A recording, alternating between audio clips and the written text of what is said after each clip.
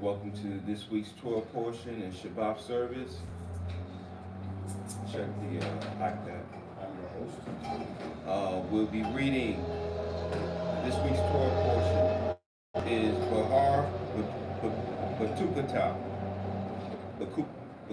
Start it over. Ain't no stuff with you. This still going right here. All right.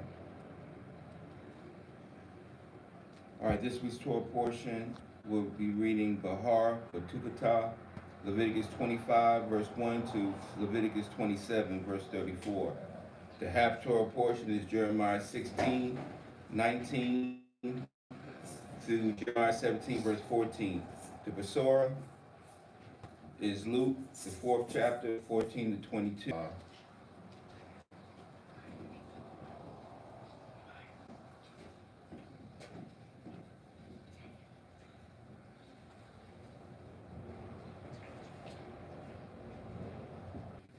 And the Besorah is Luke, the 4th chapter, 22 through Matthew 16, 20 to 28. Did you do the dates?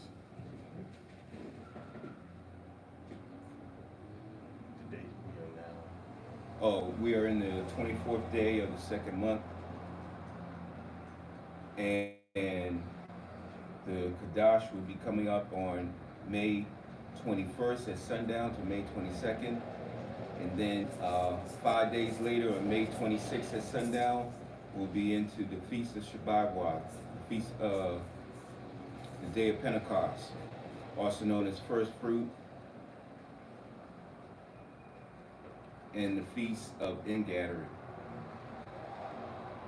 So, my portion is Leviticus. Keep stopping, man.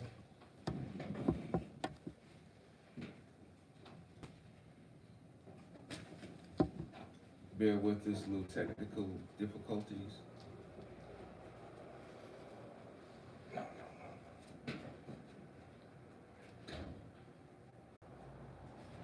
Take the title from off of here. What's going on with the internet today? No, you cut it off. Hmm? You cut it off. You know, accident. No.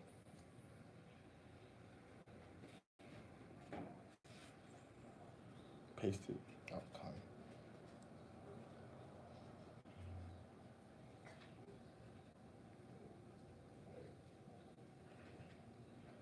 YouTube is still going.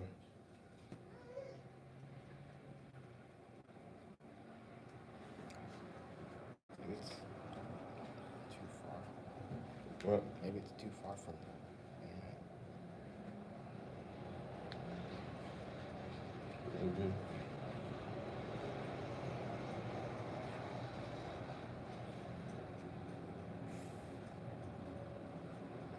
Cut off the internet on the devices that I could.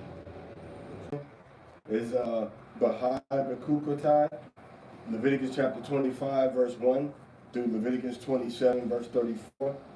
And the Haftarah is Jeremiah chapter 16, verse 19, all the way to Jeremiah chapter 17, verse 14.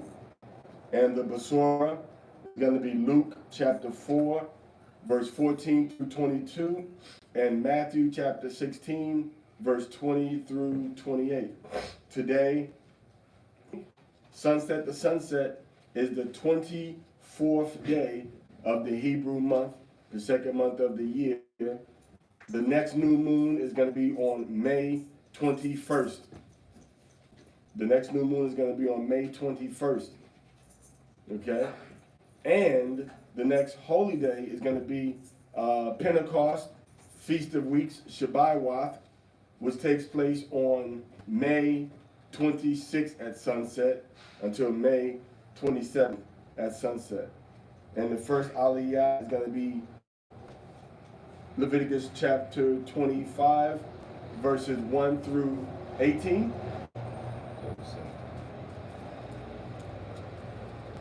Spake unto Mashah in Mount Sinai, saying, Speak unto the children of Yashal, and say unto them, When ye come into the land which I give you, Then shall the land keep a Shabbat unto Yahweh. 6 years thou shalt sow thy field, and 6 years thou shalt prune thy vineyard, and gather in the fruit thereof.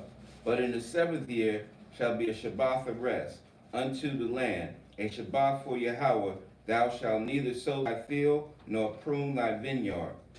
That which groweth of its own accord of thy harvest thou shalt not reap, neither gather the grapes of thy vine on dress, for it is a year of rest unto the land.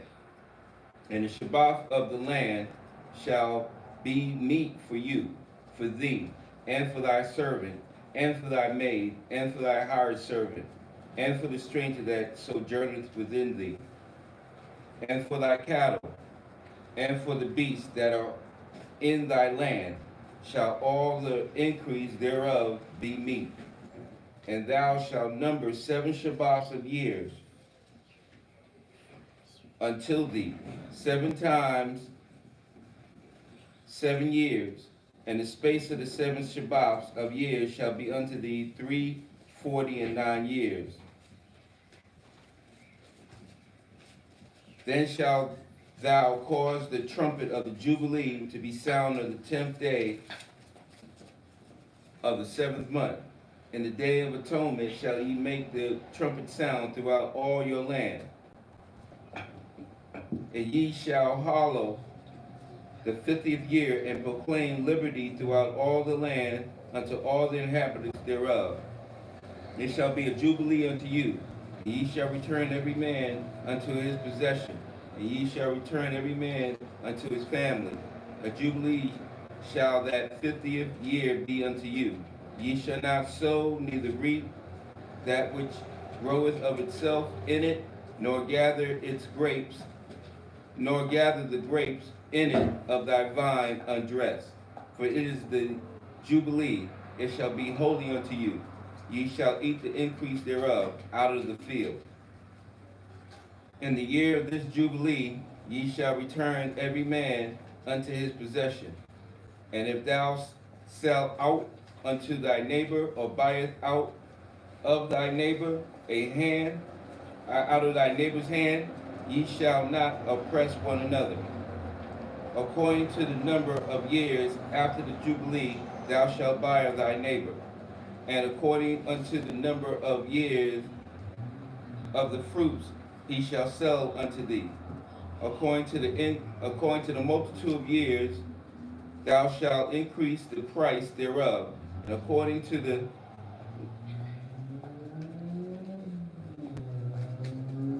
fewness of years thou shalt diminish the price of it. For according to the number of the years of the fruits doeth he sell unto thee.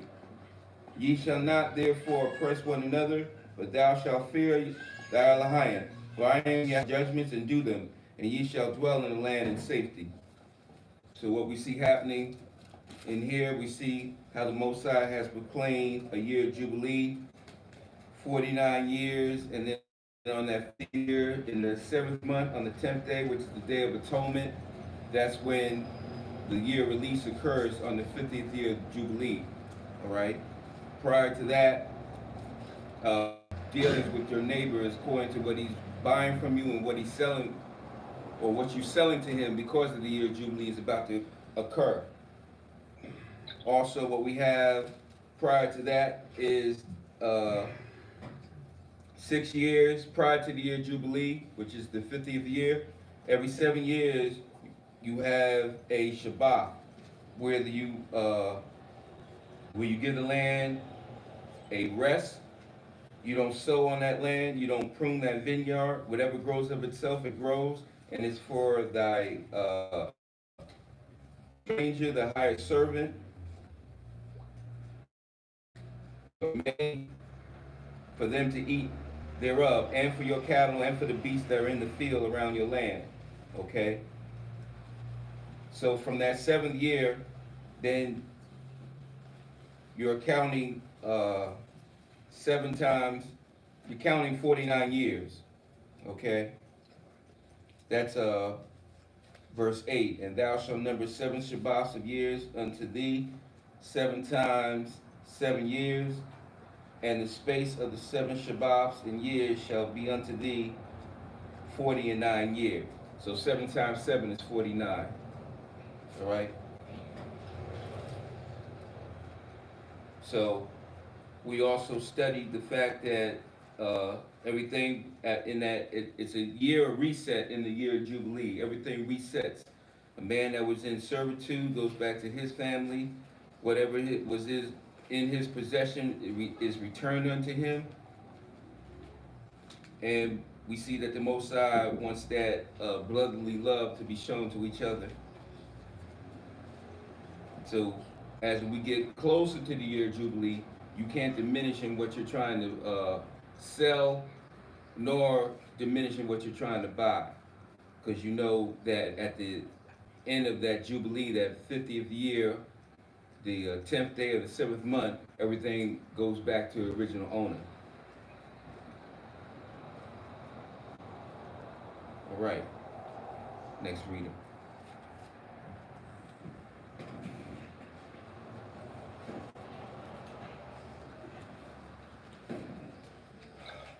Parazah ban Alvazayatan ban Gad ban Yasharallah.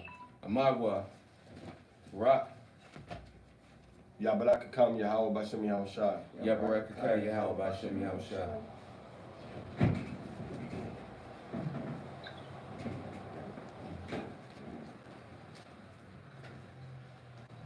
Second Torah Aliyah of Behar-Bechukotai, of Behar-Bechukotai, the parasha is Leviticus chapter 25, verse 19 through 28.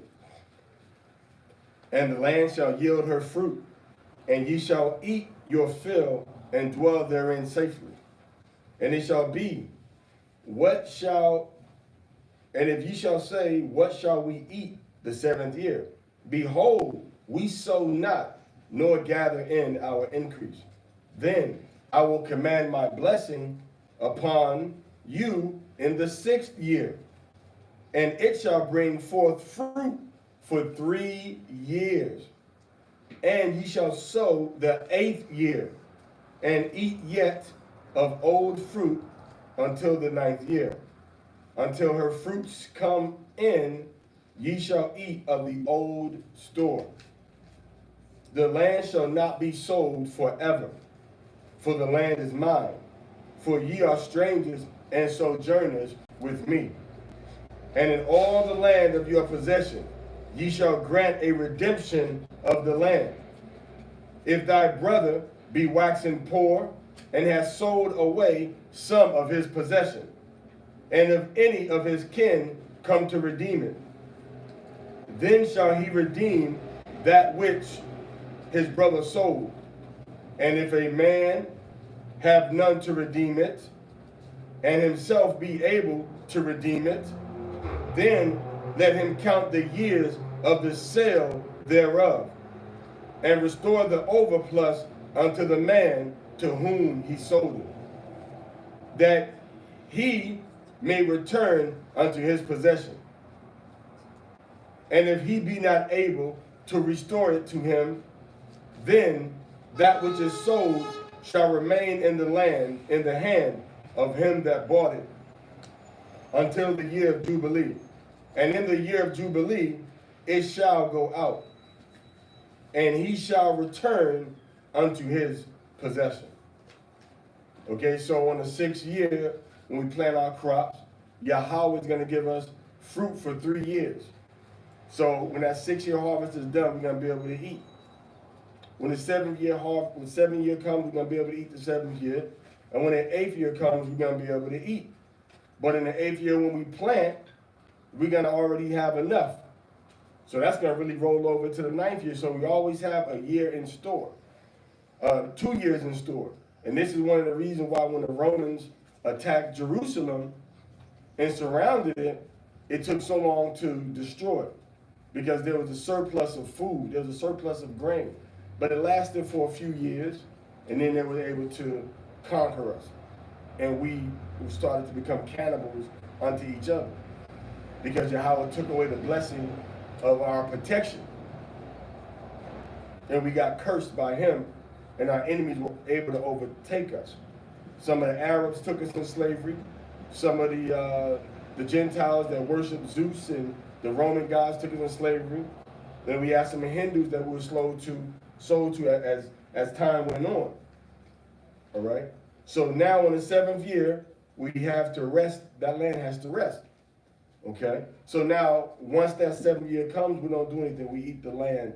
We eat what the land produces. So now we ate what was already growing, which means that we had like dried apricots, dried pomegranate seeds, some kind of way. Okay? Or if it grew by itself, we would eat it like that too. All right? Because you can eat the stuff that grew on the trees and all that naturally wild, like wild vegetables and wild fruits.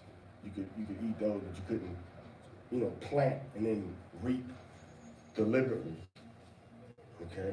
So now if you have a possession in the country, in the field, you could sell that or actually lease it.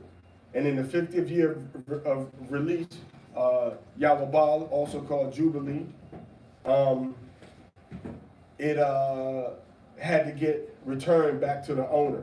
In the 50th year, the land, all land that was sold, got returned to the original family, the original owners, the original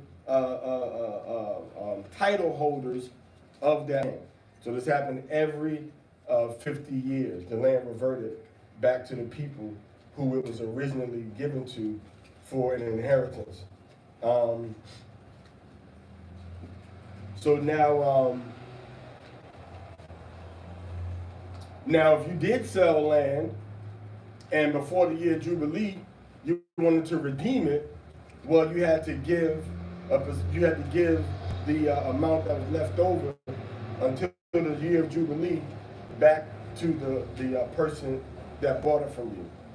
So if I bought it for $50,000 and there's 5 years left before the year of Jubilee, well, I owed you $5,000. And then I would give the land back to you and you would have your land back. So that's how it worked. All right? But if you didn't want to redeem it, when the year of Jubilee came, it was automatically released back to your family. This is what it said. That's what it tells them. In the hand of him that has bought it. So it remained in the hand of the purchaser. Okay? And it shall go out. So what this also shows us that when you look at the story of Ruth, Ruth had land, but Ruth was attached to the land. So the kinsman redeemer was dealing with the land, and Ruth was part of the deal that came with the land. There was no kinsman redeemer in this case being sold or being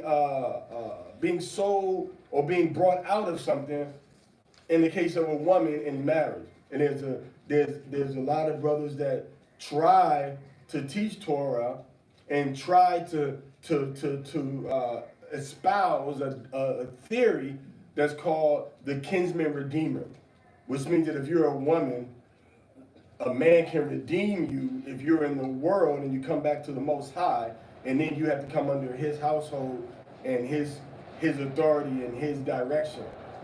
There's no place in the whole Torah. There's no place in the whole scripture. It sounds like that's an adaptation of a doctrine that's taught by the pagan, so-called Sunday worshiping, Christmas celebrating, Easter egg and Resurrection Sunday Israelites that may not know, any better. But now we know better.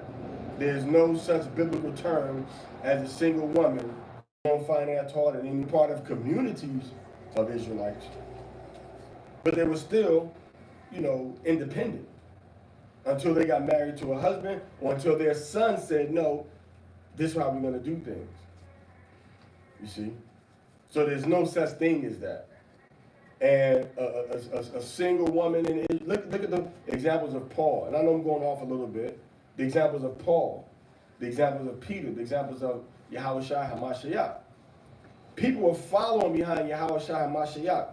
Women that were married and women that were single. to help serve in his ministry, to help make sure that the children were fed, that their clothes were being mended, to make sure that the women were getting proper direction and instruction that their master was teaching them. But this whole, remote thing, you over there, I'm over here, other side of the globe, and I'm gonna tell you what to do and how you can do it because I'm your kinsman redeemer, because I'm your elder, so you must obey me. That's the doctrine that's not in the Bible either. The Bible is about social gathering. The Torah is about community. It's about nation. So let no man beguile you with cunning words. A lot of these doctrines are not in the Bible. They're just psychological control methods that men are using to control women, that men are using to control other men. We are a physical community people. We are not a nation of diaspora across the world. Let's communicate via the internet and we're going to have a cyber community. That may be good if that's all you can get. But the goal is to always have, the goal was not for Paul to just constantly, look at Paul. Who was he writing his letters to? People that was, gathered together in different areas. Gentiles in different parts of the world. He wrote letters and they were gathering together to read the letters and to take instruction. So that's what we see. So when you look at this word, thy brother be waxing poor and has sold away some of his possession. So he sold something. Okay? And if any of his kin come to redeem it, so if the family member comes and says, my cousin sold this land, how many years are left on the lease? Then shall he redeem that which his brother sold. So now he can give the money and redeem it back.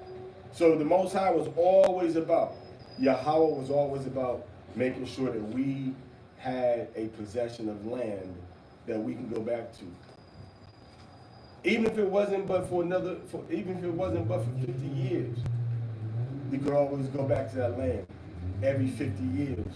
And it can be released. Okay, it can be leased again to somebody. Let me say that. It can be sold again to somebody for a stated period, and then it will come back to you. So this is a very potent and powerful aspect of our Torah, our Tawara. Why? Because we see that the production of the land was inherently tied to your last resource to get some money in your pockets. Like, I got this land, I can't do nothing with it. My resources fail me. Now I can sell this land. And then Yahweh said, well, you sold the land, but you can get it back now. Okay? So that's my midrash from that second aliyah of Behar-Bechukotai. Okay, next reader.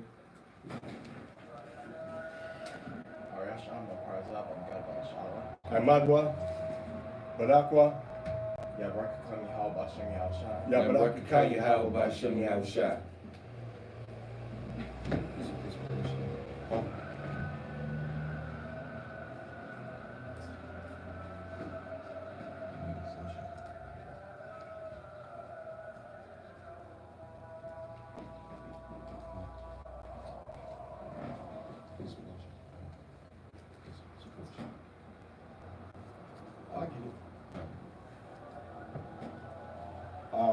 You start reading from 19. We know that much. But it's going to be verse, I think 19 to 28. You read that. Well, it's going to be 20, I think it's 29. Where'd I stop at? 28? Come on. Okay.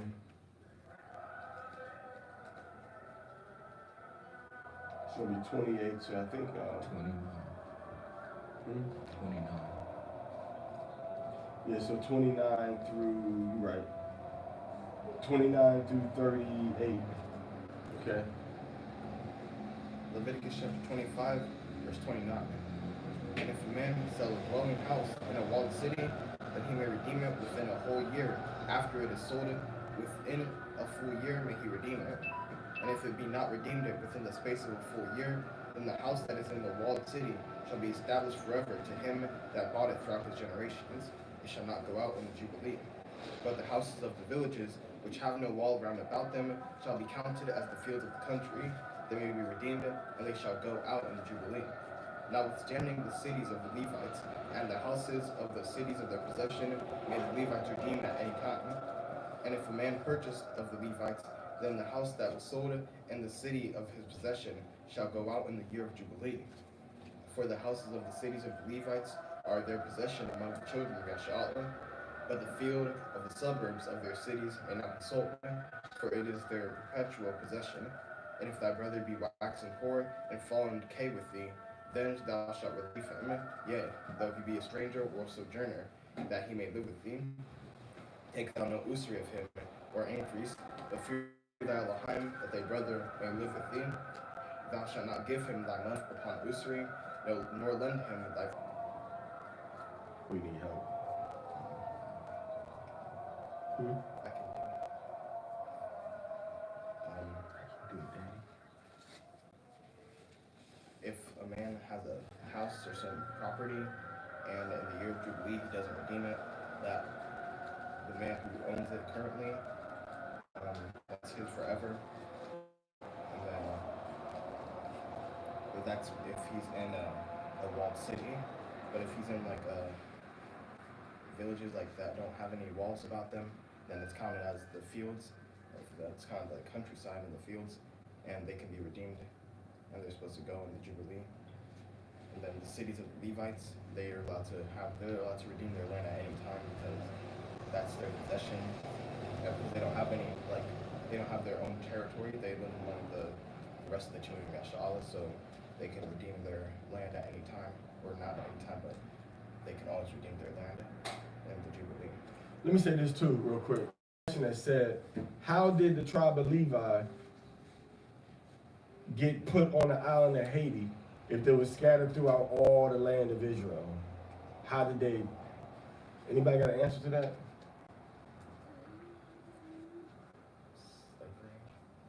Well, how did the Most High how did they end up all in one place on the island of Haiti? Primarily on one place, the island of Haiti. Haiti. Anybody got any answer? We could have traveled there, and then they just multiplied there. Not sure. So that's what that's what the Most High wanted to happen. That's what happened. Divine. The Most High did it like that. Because the tribe of Levi actually left from all the other tribes and came down into the territory of Judah. Remember, most of them left after the kingdom split, and they went down into Judah's territory. So they went into Judah's territory. They knew there was Levites, and they still kept separate from Judah. They didn't mix and mingle with Judah too tough. So when we went into West Africa, the people, and we knew what tribe we were. And the Most High said I would scatter them and divide them in Israel. So that's why he's on the island scattered with Simeon, divided with Simeon. On the same island. Hate each other. May Yahweh have mercy on them, man, and learn to love each other. But they hate each other. So how did that happen? The Most High made it happen. That's like saying, well, how did you go into Africa and only Israelites, mostly Israelites, came into slavery? That's that same logic, right? Well, if the Most High could put mostly Israel in slavery, out of all the millions of people that were in Africa, you know, that same way he could put mostly Levi on the island of Haiti during slavery. It's just another degree of the same process that Yahweh went through. See, the Most High has men, all right? The Most High has angels that work on the minds of men. The Most High's hand was in everything that happened to us in history and slavery. He decided who was going to go where and how. That's why the people in Haiti and the people in America and the people in Brazil and the people in Mexico and the people have similar but yet distinct characteristics, personalities, emotions because the Most High divided them up. And he decided who was going to go where. So when the brothers from the tribe of Levi went on those slave ships from West Africa, they were already separated and living in their own communities inside of the exile even. So they knew, and the other people knew, hey, we are different. We the same people, but we different tribes. So those, over the years, that just broke down into different tribal names. And then even with the tribal names, you had different nations that were brought together in different tribes. But even within a tribe, let's say a tribe like the Igbo, for example. Even in the Igbo, you may have 3 or 4 different tribal tiers, a caste system, if you will. So I could be an Igbo, but I'm an Igbo servant under Igbo tribe because my grandfather, my great-grandfather was caught as a warrior from another tribe. And I came into the Igbo tribe, so now I'm an Igbo now, but I'm a slave, a servant in the Igbo, and that's how it works. So you look at the history, when you go into, even right now, our people worship a spirit, a demon on Haiti that they call Danbala. When you go into Benin in West Africa, which was used to be Dahomey, they worship a demon, a snake god called Danbala. Now, perhaps it is associated with the tribe of Dan, I don't know, but the people in Haiti are Levites. They fulfill the prophecies of Levi. And if a person can't fathom how the Most High did that, well, that's the question to talk to the Most High about. It's not up to you to doubt it and say, well, it didn't happen that way. That's not the tribe of Levi. Because the indications in the prophecies tell us that they are the tribe of Levi. Now, we can't understand how the Most High was able to divide everybody up. Perhaps that's a mystery that's not meant for some to understand. Some people say, well, how do you know what tribe they're from and, have different questions? Well, because of the prophecies. And the Bible is not a carnal book. The Torah is a spiritual book. And when you walk in the spirit of the law, then you'll understand the spirit of the law. If you walk in the letter of the law, you won't understand the spirit of the law. Okay? So that shows you how the Levites get divided up. And then the land that they had was in all of the territories of Israel. And then they would lose that land, all right? They would lose that land through a sale or something, but then they could always come back and redeem it. Whether it was in the country, in the village, or in the city, they could always redeem their land. Okay?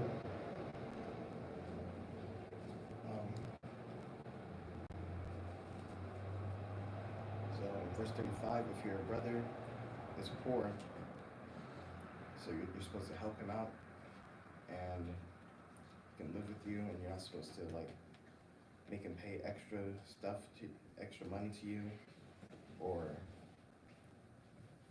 try to make money off of him, but you're supposed to let him live with you. You're not supposed to give him money so you can get more money back from him instead of the normal amount that he gives you, the money that you gave him back once he gets that money. And then not trying to feed him and give him stuff for money and for your own benefit.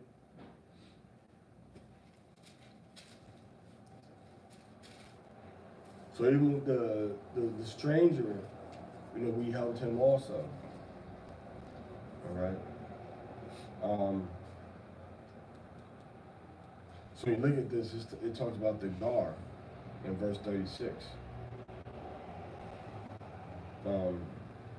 But you have to really look into that in verse, if your brother becomes destitute, read verse 35 again. And if thy brother be waxen poor and fallen in decay with thee, then thou shalt relieve him, yea, though he be a stranger or sojourner, that he may live with thee. Okay.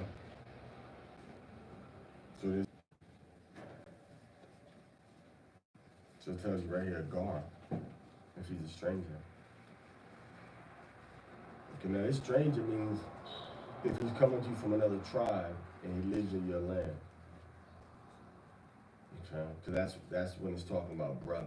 That's why I'm saying your brother, your biological, genetic Israelite brother. It's not talking about a person that says they're going to keep the commandments and they're from another nation. Okay, that's not what it's talking about. So you couldn't give him money. Remember, you couldn't give him money on interest. Because remember, we could give the Gentiles money on interest, right? On usury. Even if they were a convert, we could give them money on interest or food on interest. Okay. All right, next portion is going to be verse 39 through verse 39 through 1:9. 39 to 1:9. Ready? Sure you ready? 1:9. 39 to the next chapter, verse 9. Mara Barzab and God Padashana, Madwa? Barak. Yabrak Kami Hal Bashim Yashan. Yabarak Kayal Basham Yahusha.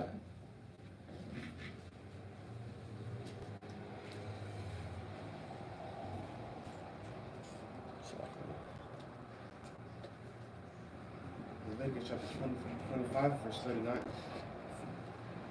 And if thy brother that dwelleth with thee be waxen poor, and be sold unto thee, thou shalt not compel him to serve as a bondservant, but as an hired servant, and as a sojourner. And he shall be with thee, and shall be with thee, and shall serve thee unto the year of Jubilee. And then shall he depart from thee, both he with his children with him, and shall return unto his own family, and into the possession of his fathers shall he return. For they are my servants which I brought forth out of the land of Egypt. They shall not be sold as bondmen.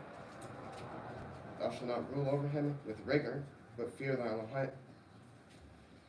Both thy bondmen and thy bondmaids, which thou shalt have, shall be of the heathen that are round about you. Of them shall ye buy bondmen and bondmaids. Moreover, of the children of the strangers that do sojourn among you, of them shall ye buy, and of their families that are with you, which they shall begat in your land, and they shall be your possession. And ye shall take them and as an inheritance for your children after you, to inherit them for a possession. They shall be your bondsmen forever. But over your brethren, the children of Yashalom, you shall not rule over. You shall not rule one over with vigor. You shall not rule one another with vigor. And if a sojourner or stranger wax rich with thee, and thy brother that dwelleth by him wax poor, and sell himself unto the stranger or sojourner by thee, or the stock of the sojourner's family, after that he is sold, may he be redeemed again. One of his brethren may redeem him, either his uncle or his uncle's son may redeem him, or any that is nigh of kin unto him of his family may redeem him, or if he be able, he may redeem himself. And he shall reckon with him that brought him from the year that he was sold to him unto the year of Jubilee, and the price of his sale shall be according to the number of years, according to the time of the hired servant shall be with him. If there be yet many years behind, according to them, he shall give unto the poor. And if there remain but few years unto the year of Jubilee, then he shall count with him, and according to his years, he shall give him again the price of his redemption. And as the yearly hired servant shall he be with him, and the other shall not rule with rigor over him in any sight. And if he be not redeemed in these years, then he shall go out in the year of Jubilee, both he and his children with him. For unto me are the children of Yashalom. For unto me the children of Yashalom are servants. They are my servants whom I brought forth out of the land of Egypt. I am Behar Elohim. Kalashran to Bar Halom. Kalashran to Bar Halom. Na'ishah and Nashma. Na'ishah and Nashma. All Yahweh said. All Yahweh said. What we doing here? What we doing here? Commentary. If your brother sells himself to you, an Israelite sells himself to you, then you can't treat him evil or work him very hard. But if a stranger sells themselves to you, it's Gentile, then they're allowed to do more work, like harder work than the Israelite servant. Well, we see the difference between an Israelite servant and a bondman and bondwoman from another nation. With those people from another nation, you were allowed to be more rigorous in labor that you put on them. But with the Israelite that was serving underneath you, you had to treat them kindly and with respect. Go ahead.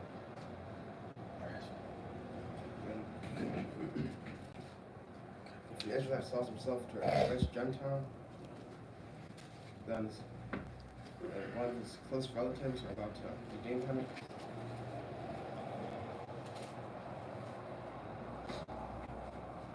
I think what happens too is that when you're going over to the commentaries, try to give some more insight to different conditions or circumstances so that we can see more of the reality of a situation like that. For example, you said if you sell yourself to your brother, okay, does that mean that if you just go out and be like, hey, you want to buy me? What's the social context of it? You understand? What is the process of it? What goes through a person's mind? You know, we need to be able to understand and see what it is that you're saying so that we can understand what you're saying. You may understand, but it has to be said in such a way to where, you know, you can explain it and we can, okay, I know exactly what he's talking about now. Okay, you see what I'm saying? For example, if you sell yourself, what's the first one you talked about?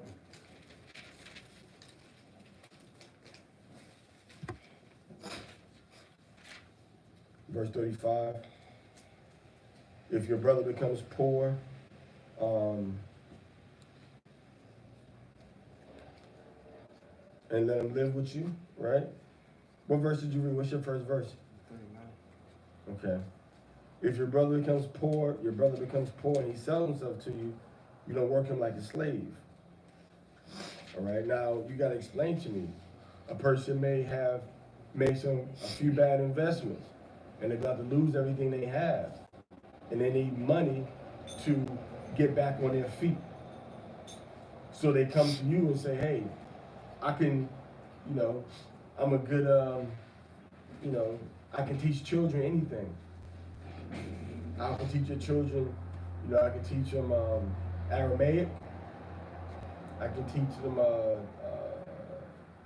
the language of the Egyptians. I can teach them Greek. I can teach them Latin. I can teach them how to write and read in all these languages, as well as basic sciences and math. And you go to them, you say, well, but I'm gonna need the money, you know, I'm gonna need the money. And you negotiate a price. You negotiate a price. And you say, well, I'll work for you for 2 years. You take care of all my housing and food, and just give me 15,000. Give me 12,000 a year. Just give me 12,000 now and then 12,000 beginning next year. And the reason you know you got the money up front was because the scripture says that if you didn't fulfill your full contract, you had to give the money back to the person you were working for. So you got that money up front. Unlike these jobs now where you work for 5 years and they promise you a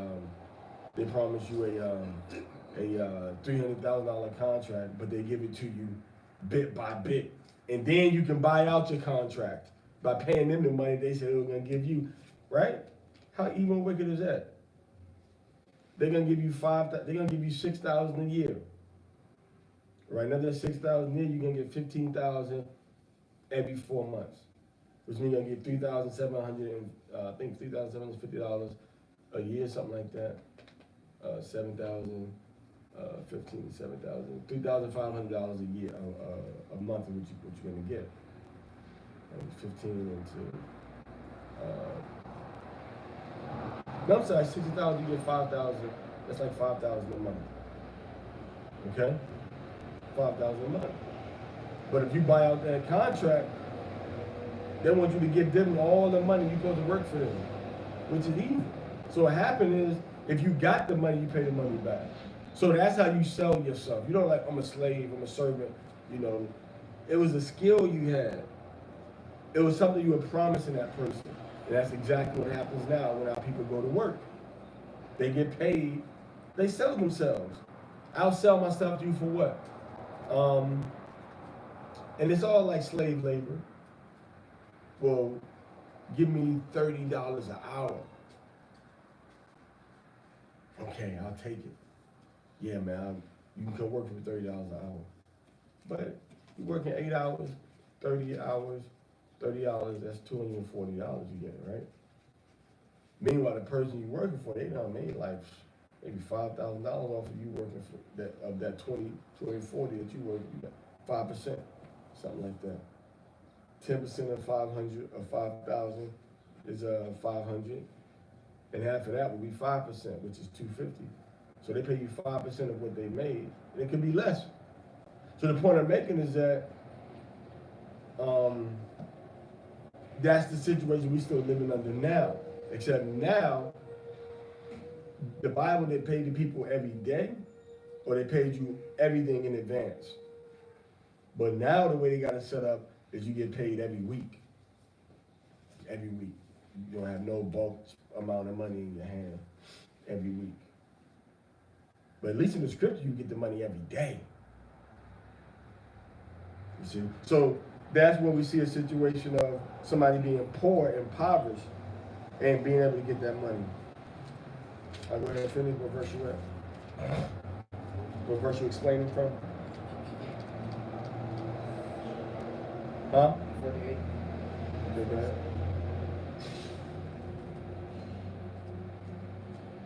Well, touch on the whole owning, touch on the whole owning another human being being your property.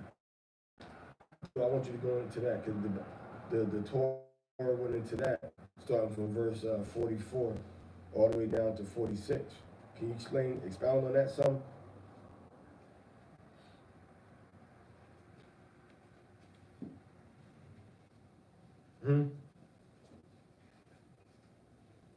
Can you expound on it?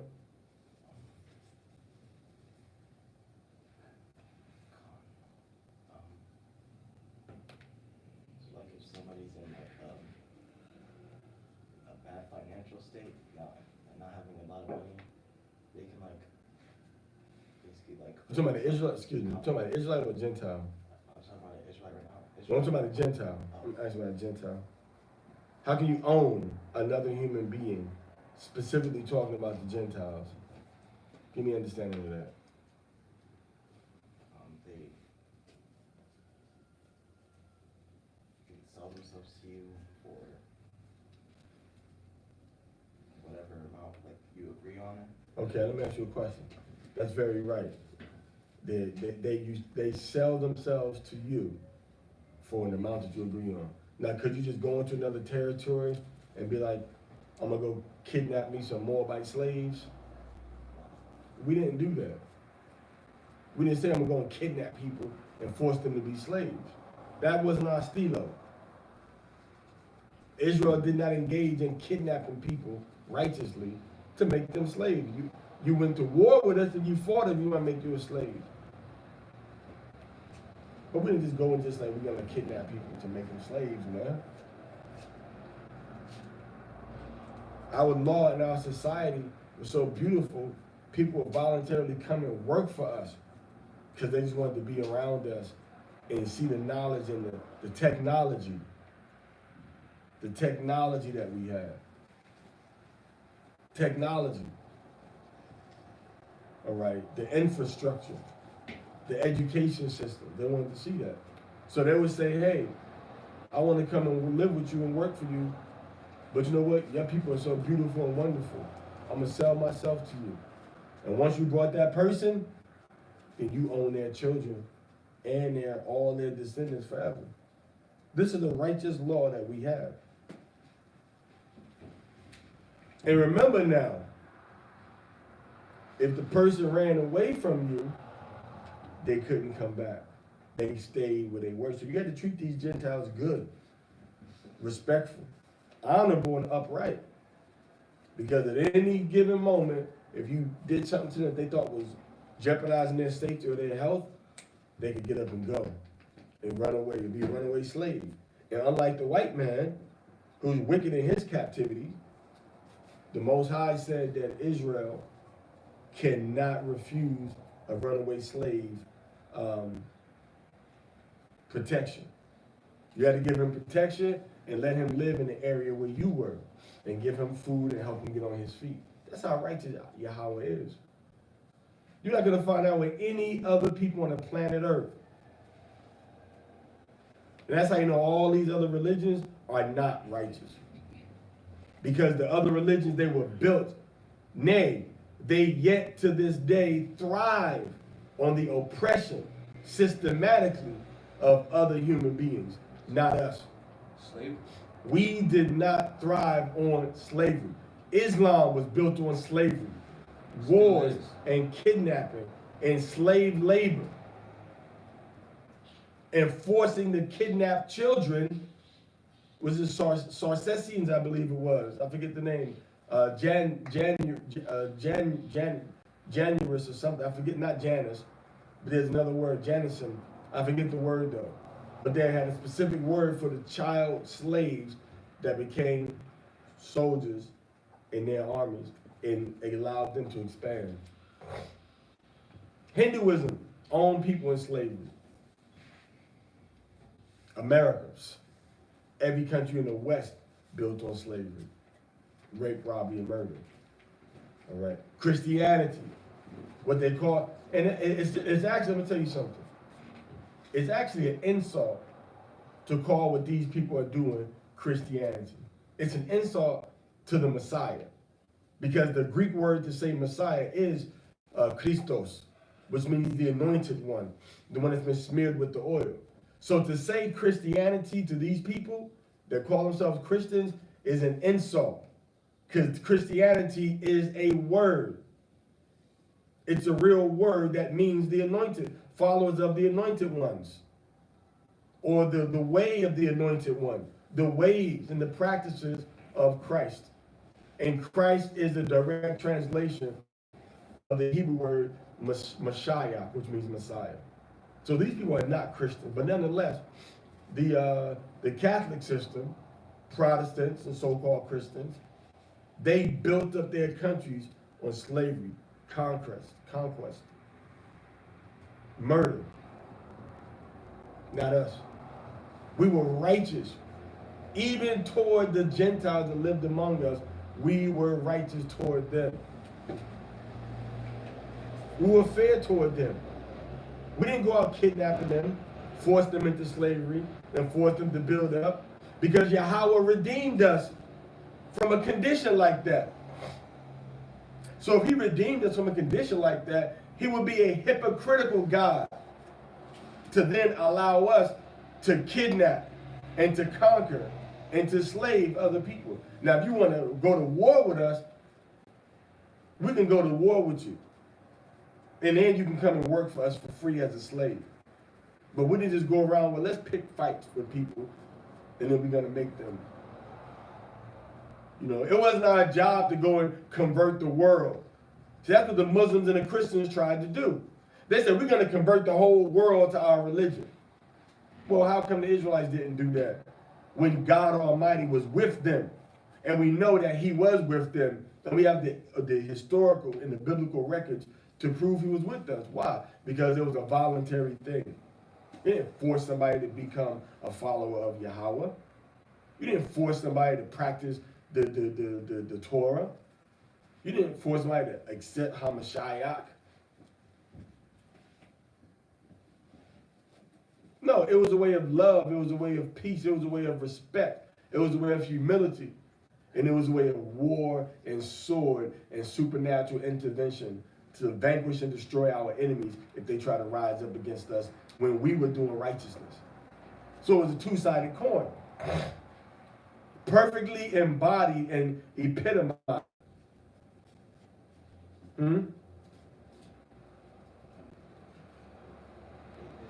Malak Dawad, King David. Beautiful, gentle, strong, humble, warrior, poet, king, statesman,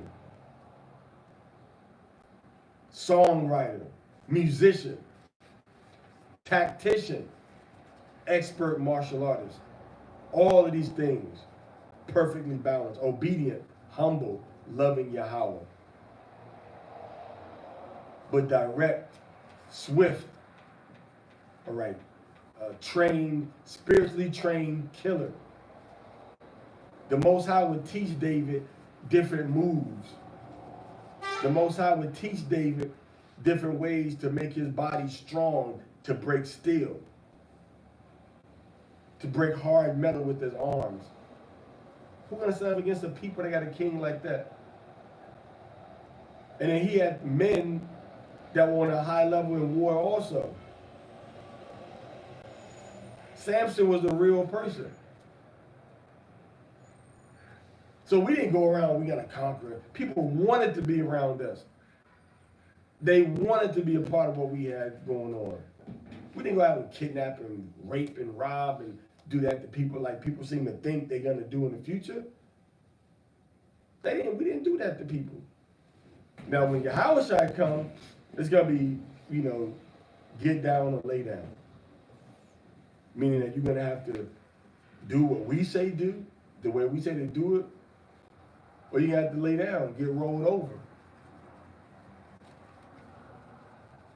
You see, it's a choice. But it's a choice. That's why he said, those my enemies that don't want me to rule over them, bring them before me so that I can slay them. Because you have a lot of Samaritans out there that are not of Israelite blood, even historically, laid down their life for Israel, trying to free Israel, the most famous of which is John Brown. And after them trying to superhero a Gentile Edomite white man, but just to let you know that there were Gentiles in history also that stood up for the children of Yashala. The greatness that they saw in us that was being hidden and oppressed by the European so-called white man. You see that? So we have to understand that when he's reading about being enslaved and being in captivity and selling himself, these people were voluntarily offering themselves up to us, or, listen to what he said, and from all among the children of the residents who live with you. So it said we would be able to have their children as servants also, slaves, eternal servants. How do you think we did that? That we just went and kidnapped late at night, broke into their house and got their children? Who would live around people like that? If there was a place right now, somebody could come in when they want to and take their children from you, would you go to that place? No. No, you wouldn't. I'm gonna stand away from that country. And we know Israel didn't do slave raids on their enemies. Let's go to Moab. Let's go to Aram. Let's go to Ammon. Let's go to Egypt. Let's kidnap some slaves. They didn't go on slave raiding parties. Okay? So they remain with you forever, these people that you bought that were of different nations. They remain with you forever as your workers and your workers of your children. All right, go ahead. You finish breaking that down? I guess we need to wrap this one up, huh? Take your time, though.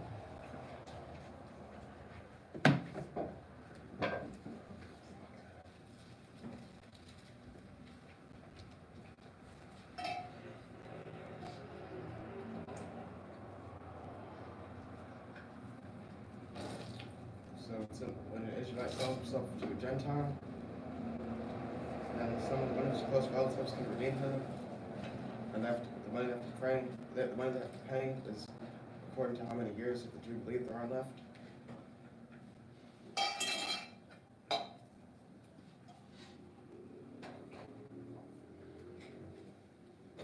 That was it.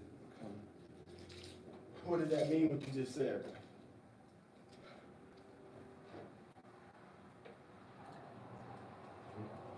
So they pay less money If you probably read the page, explain what that means, y'all. Keep going.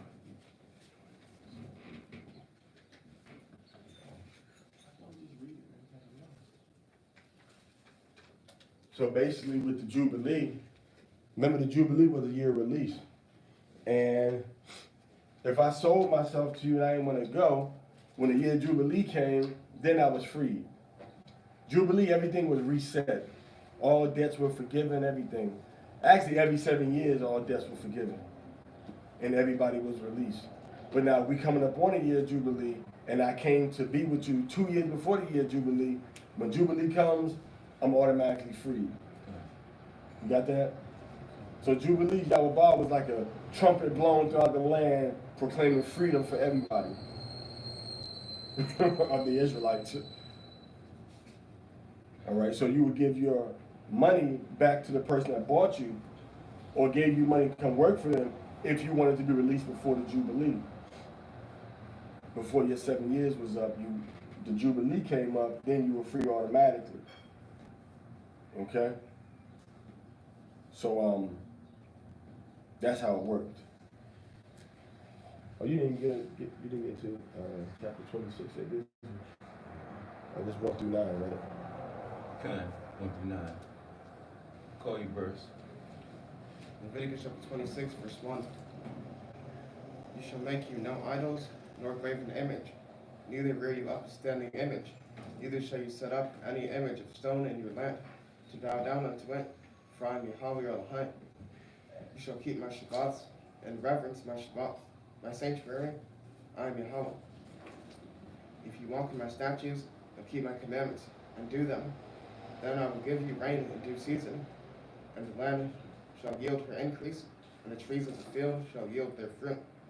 And your threshing shall reach unto the vintage, and the vintage shall reach unto the sowing time, and you shall eat your bread to the full, and dwell in your land safely.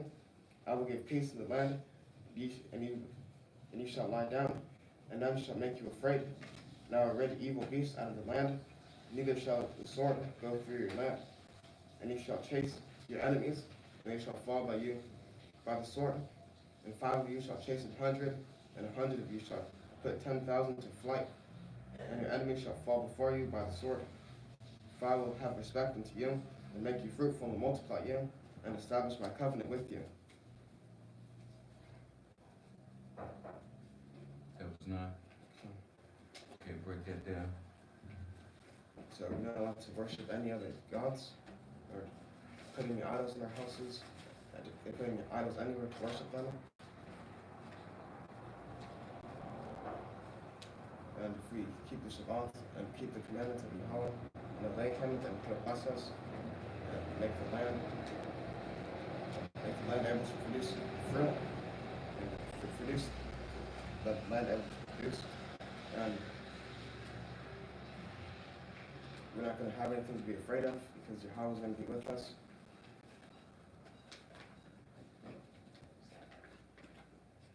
And Yahweh is going to have respect on us, and He's going to make us fruitful and multiply. We're going to have a lot of children, and everything that we do is going to be fruitful. There's going to be a lot of it. Good. Anything else? Okay. Next reader.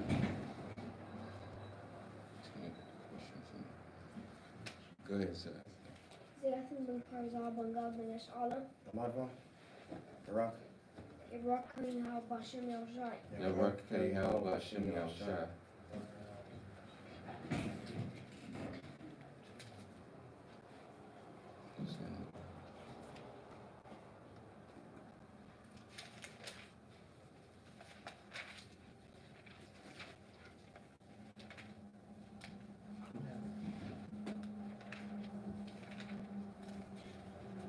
Start at verse 10. Go ahead and start reading from 10. Ye shall eat old store and bring forth the old because of metal. And I set my tabernacle among you, and my soul shall not abhor you. and I will walk among you, and will be your Elohim, and ye shall be my people. I am Behar, your Elohim, which brought you forth, Louder.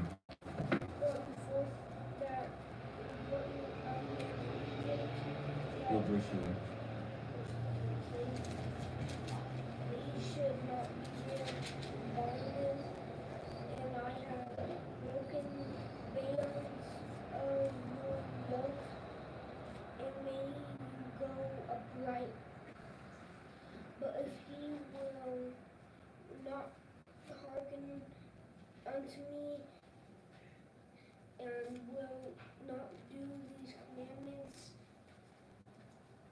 and if ye shall despise my statutes, or if your soul abhor my judgments, and so ye will but that ye break my covenant, I also will do this unto you. I will even appoint over you Torah, consumption, and the burning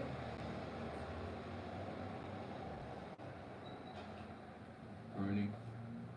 of you. Let me see. What verse you in? What verse you in?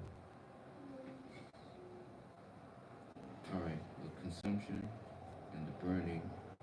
Ague that shall consume. They shall consume the eyes and cause sorrow of heart, and ye shall sow your seed in vain, for your enemies shall eat it.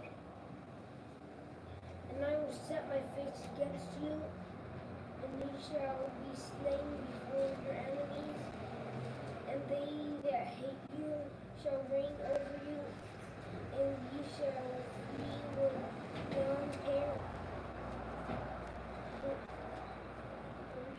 Persecute. Pursue. You shall flee when no one pursues you. So it says.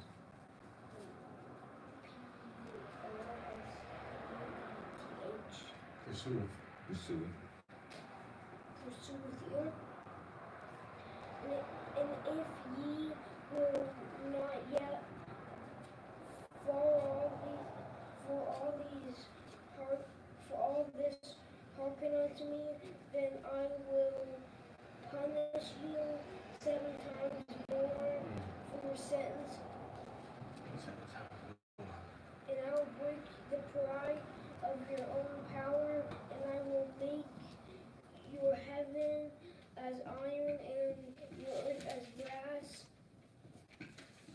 and your strength shall be spent in vain, for your land shall not yield her increase, neither Fruit.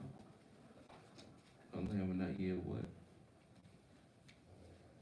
her increase, Okay. neither shall the trees of the land yield their fruits. The verse you in? Verse 21. All right.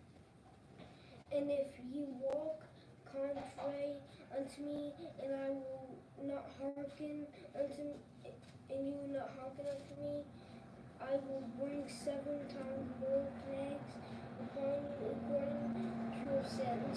I will also send wild beasts among you, which shall rob your cattle, and make you few in number, and your highways shall be Desolate. desolate.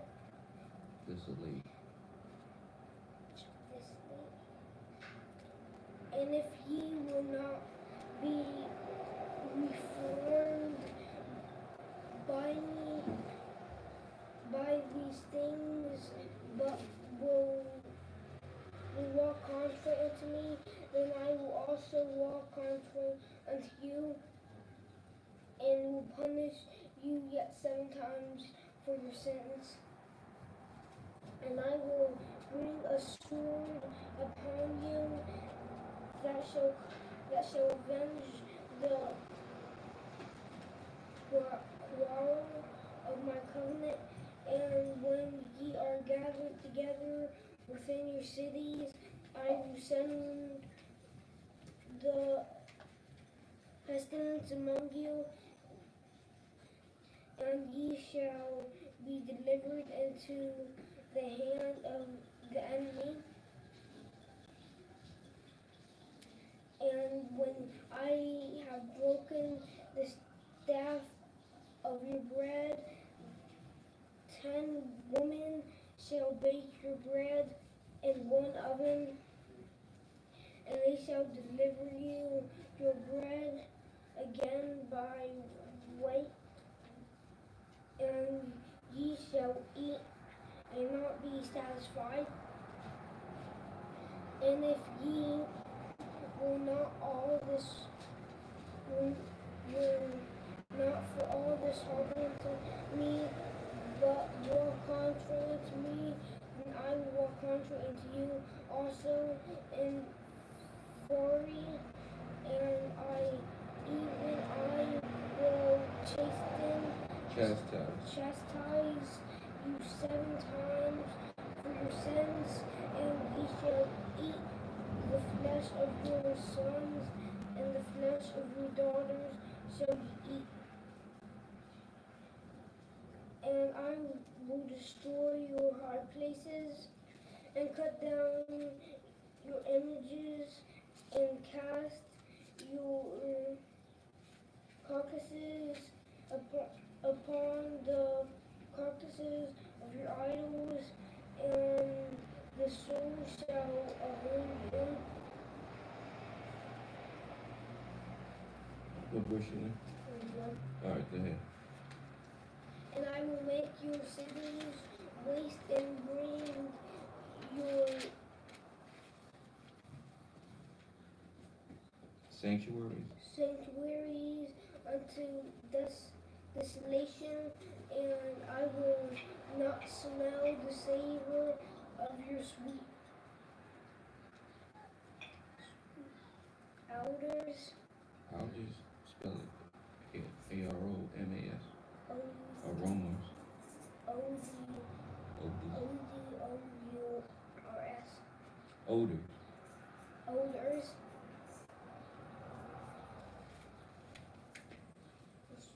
32. And I will bring the land into desolation, and your enemies which dwell therein shall be astonished at it. And I will scatter you among the heathen, and will draw out a sword after you, and your land shall be desolate, and your cities waste. Then shall That's it. 30, desolate. 33. Huh? Yeah, you did 33 already? Yeah, that's where you stopped. Okay, commentary. Working backwards, what do you see the Most High doing?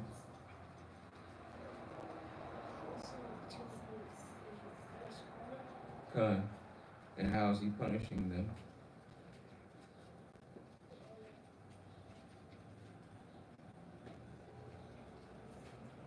By making their land desolate, right?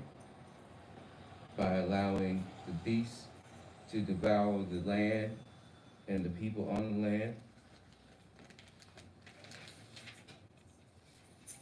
Then else, what does he see? That the land will not produce its produce and the trees their fruit. Con. So it's the Most High that controls the spirits of the beasts in our lands, and He let the beasts have their way with us in our lands. Con.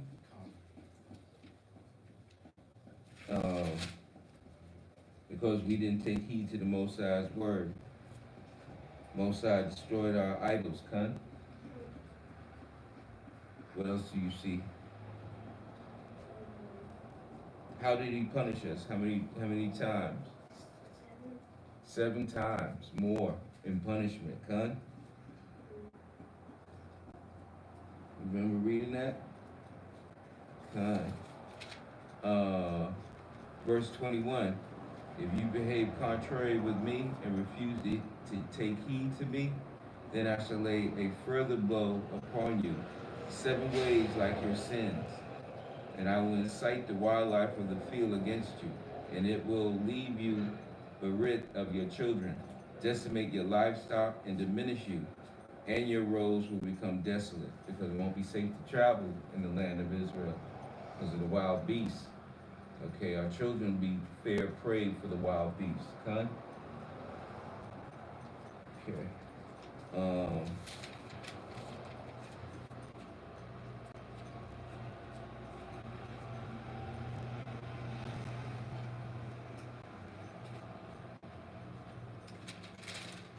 You started in verse 28,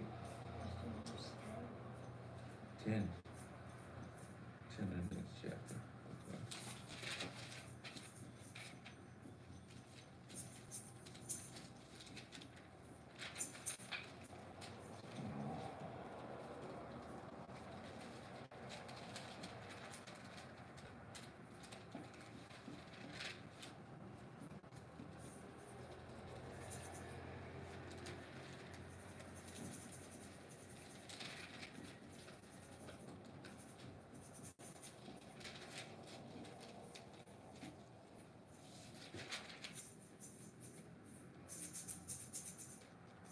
Start from verse 10.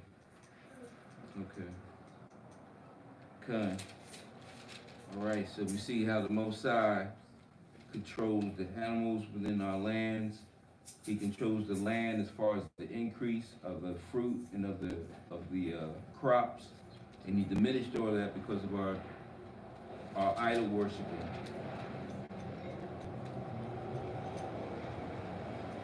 In verse 28, he said, He will chastise you 7 times more for your ways of sin. Verse 29, it said, you will eat the flesh of your sons and the flesh of your daughters will you eat. That when did that occur? You remember? When?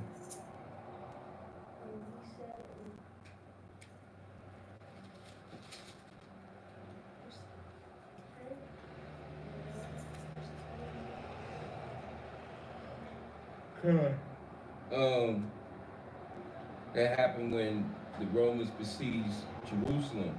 For those 4 years, no food or water could enter into our city. And then we resorted to cannibalism, what the scripture is referring to in Leviticus. That's what happened to us. Okay? Yeah, Sean, you take the next portion.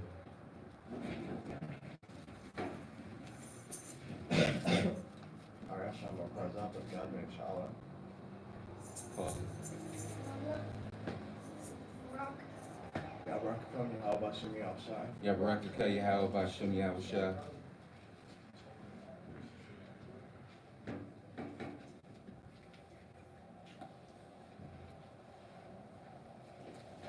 He stopped at 33. What's his portion? I mean, what's the 7th portion? 34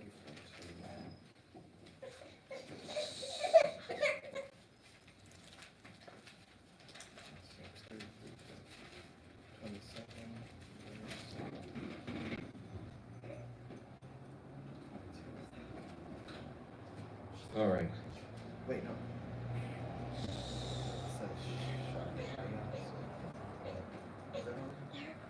No, he's the 7th. He finished. He's 7. 6. So who's 5?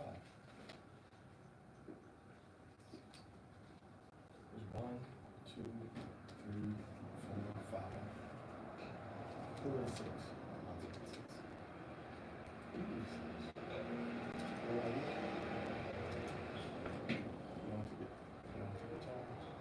Yeah, I take my turn.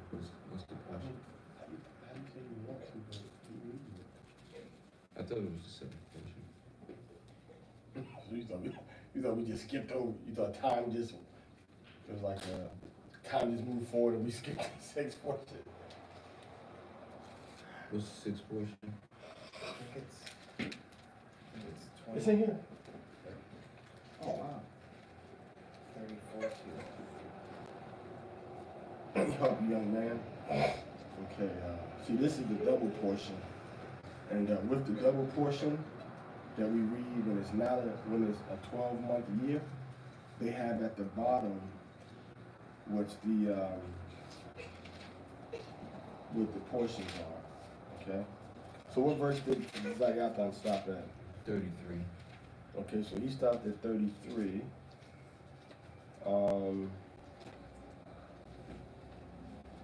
Let's see, should he have stopped at 33? Because he's reading the 5th portion, right?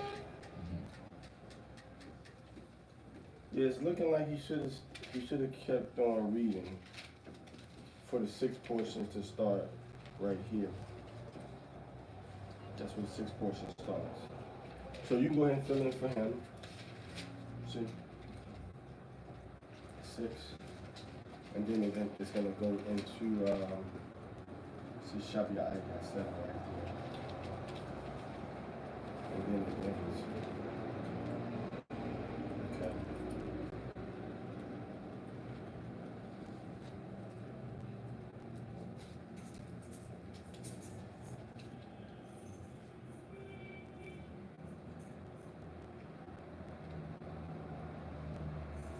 Chazak, Chayak.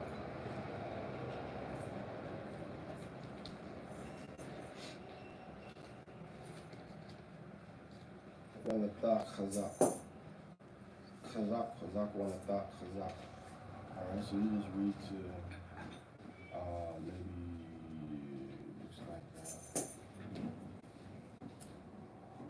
we stop right there.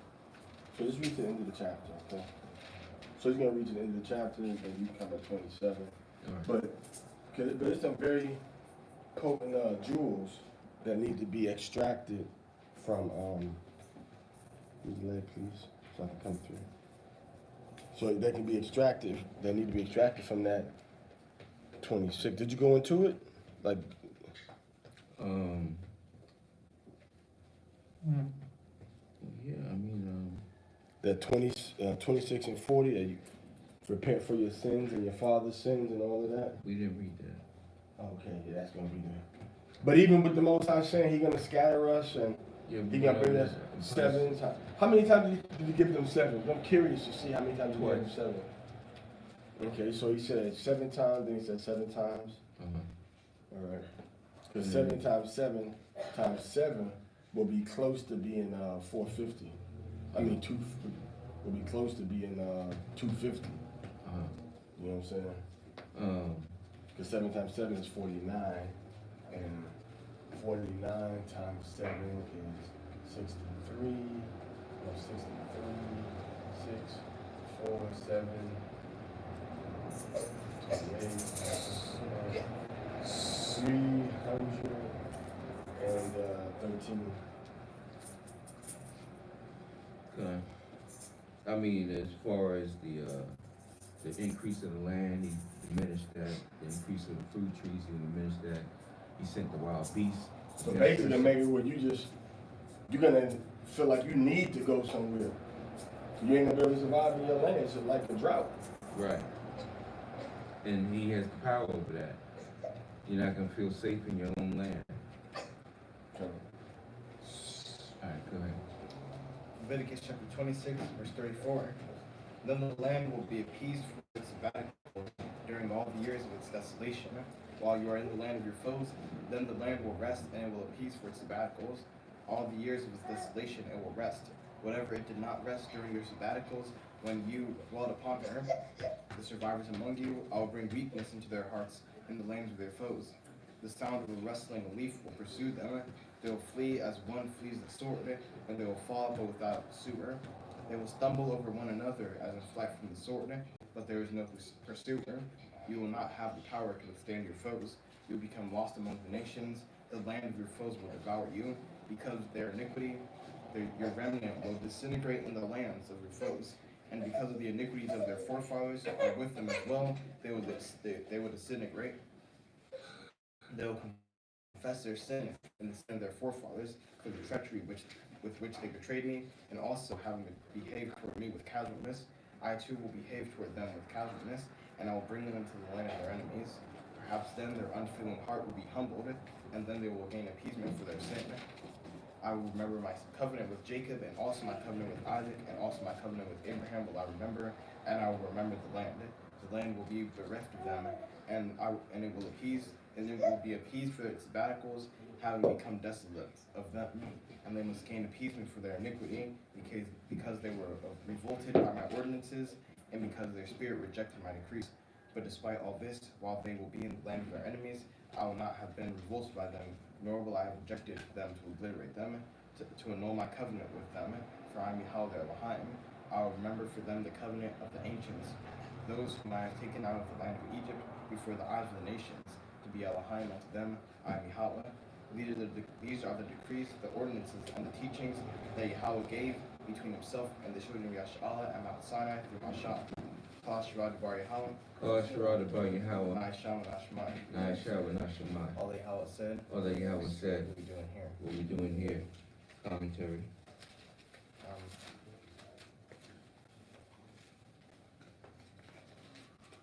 While the land is desolate, because nobody is in the land, because we're in the lands of our enemies.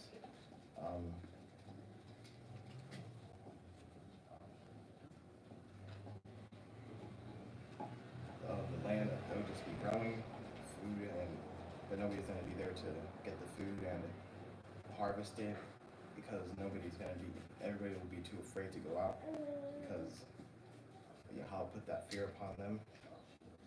And then the survivors, the people that are in the land and people that are alive, they'll be, Yahweh said these people put weakness in their hearts, and that they'll be afraid of, they'll think that somebody's pursuing them, but it's nothing. They'll be afraid of nothing. They'll run away, but there's no one that's chasing them. They're running away for their lives, and they're running over each other and trying to fight over who leaves and who's running, trying to be first so they can save themselves, but they're not saving themselves from anything or anyone. And then Yahweh said, will spread out us among the nations, and then our foes will destroy us because of our sins. And then they're going to be praying to Yahweh, but Yahweh said he will ignore them just as they ignore him, and he will bring them into the land of our enemies. And then he said, maybe then our hearts that have been sinning against him this whole time, maybe then they will repent and turn back to him. But even after all the things that he does to us, that he says he won't forget his covenant that he made with our forefathers, Abraham, Isaac, and Jacob. He'll remember us, and he'll remember the promise that he made, the covenant, and he'll remember the land. Verse 36. The survivors among you, I'll bring weakness to their hearts and the lands of their foes. The sound of a rustling leaf will pursue them. They will flee as one flees the sword, and they will fall, but without a pursuer. And that's what you see happening now. One Cochran can chase 10 Jake off a corner block. We're afraid of our own shadows. We're afraid of our enemies. And our enemies know this, and they use that to their advantage.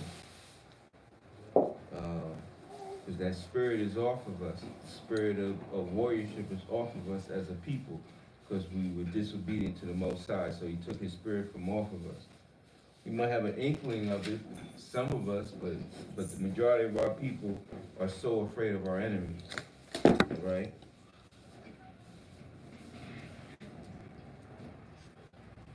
Verse 40.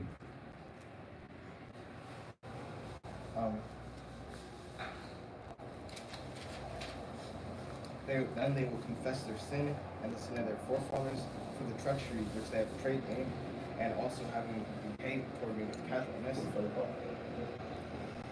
I too will behave toward them with casualness. I will bring them in the land of their enemies. So verse 40 has to happen.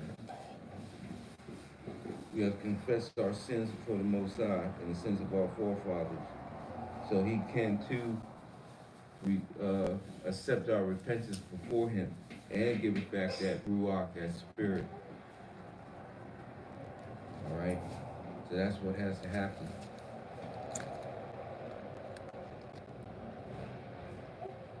Anything else?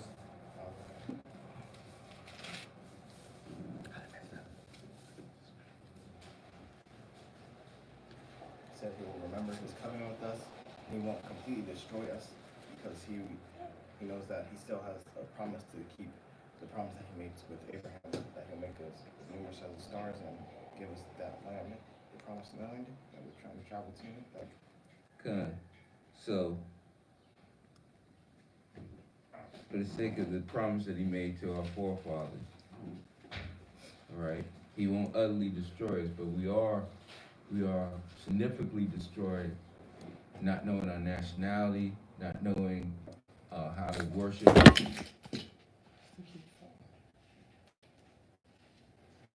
not knowing how to worship the Heavenly Father in spirit and in truth.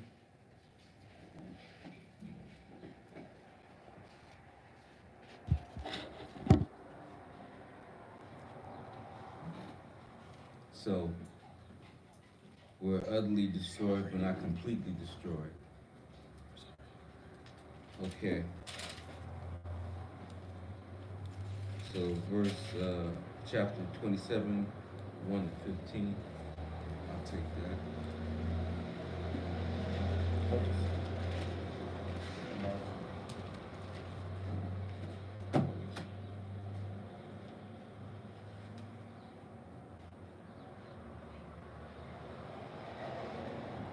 Batanyala, Bun Wilbur, Bun Yawada, Bun Yashala.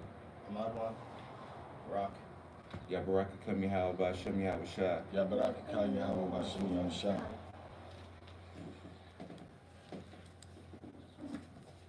And this is like one to the end now. With the whole chapter. No, one to the end of the parasha. Mm-hmm. When you flip, you'll see it. Leviticus 27, verse 1. Hashem Yahweh spoke to Mashah, saying, speak to the children of Yashar 20 years to 60 years of age. Female, the valuation shall be 30 shekels. And if from 5 to 20 years of age, the valuation of a male shall be 20 shekels, and of a female 10 shekels. And if it be from 1 month to 5 years of age, the valuation of a male shall be 5 silver shekels, and for a female, the valuation shall be 3 silver shekels. And if from 60 years and up, if for a male, the valuation shall be 15 shekels, and for a female 10 shekels. But if he is too poor for the valuation, then he should cause him to stand before the Kohan. And the Kohan shall evaluate him according to what the person making the vow can afford, should the Kohan evaluate him. And if it be kind of animal, one can bring as an offering to Hashem, and then if he wants to redeem his house, he has to add a fifth part, 20%, to the value of his house, and then he can redeem his house back.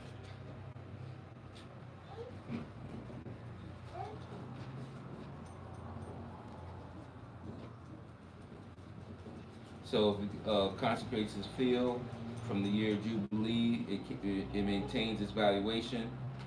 But if it consecrates his value after the year of Jubilee, the Kohan shall calculate the money from the remaining years to the year of Jubilee, and it shall be subtracted from its value.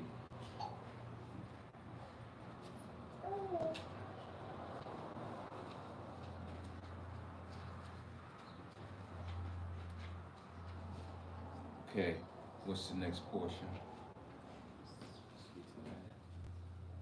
That chapter, that's on the fourth. Okay. All All right, so I went up to verse 16. I'll read from 17 to the end. If he consecrates his field from the Jubilee year, it shall remain as his valuation. And if he consecrates his field after the Jubilee, the Kohan shall calculate the money for him according to the remaining years until the Jubilee year. It shall be subtracted from his valuation. If one who consecrates the field will redeem it, he shall add a fifth of the money valuation to it, and it shall be his. But if he does not redeem the field, or if he has sold the field to another man, it cannot be redeemed anymore. Then when the field goes out in the Jubilee, it will be holy to Hashem Yahweh like a segregated field. His ancestral heritage shall become the Kohans. But if he will consecrate to the Hashem Yahweh a field that he acquired that is not of the field of his ancestral heritage, then the Kohan shall calculate for him the sum of the valuation to the Jubilee year, and he shall pay the valuation of that day. It is holy to Hashem Yahweh. In the Jubilee year, the field shall return to the one from whom he acquired it, whose ancestral heritage of the land it was. Every valuation shall be in the sacred shekel. That shekel shall be 20 gerah.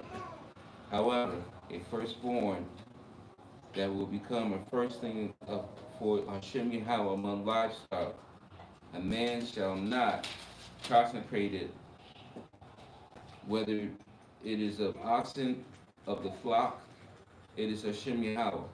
If among the unclean animals, he shall redeem it according to the wind and add a fifth to it, and if it is not redeemed, it shall be sold for its valuation.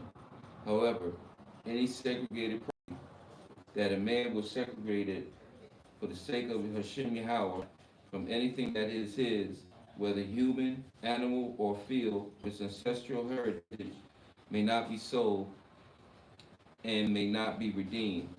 Any segregated item may be most holy to Hashem Yahweh.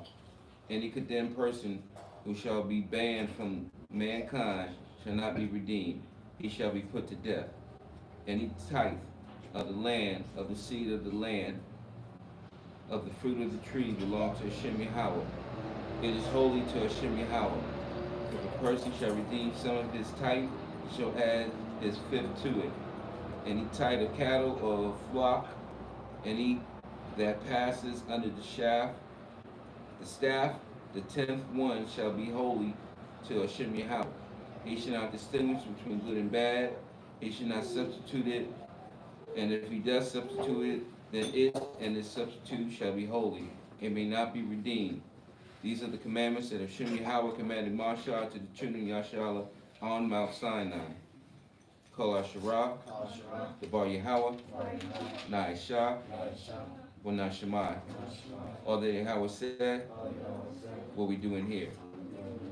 So what we see here is that a person that is condemned to die, he can't be redeemed in the year of Jubilee. He has to be put to death. Any tithe of the land, the seed of the tree, the fruit of the tree, the seed of the land belongs to Hashem Yahweh. And if he does want to redeem his tithe, he must add a fifth part to it, pay the 20%. It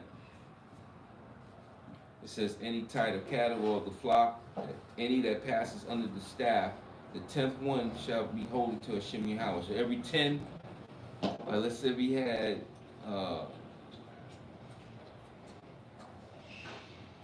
100 cattle. So every 10th cattle belongs to Hashem Yahweh. All right, so that's basically what is that? That's like 10%.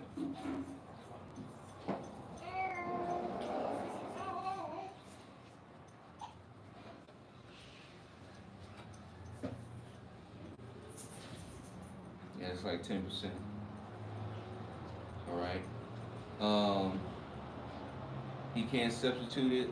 If he does substitute it, he has to, he must add, let me see, he can't distinguish between good and bad. He cannot substitute it. If he does substitute it, then its substitution shall be holy, and it may not be redeemed. It belongs to Hashem Yahweh. Right? and if it's of the unclean animals, and he wants to be, he wants to redeem it, he must add a fifth part to the valuation of the unclean animals also.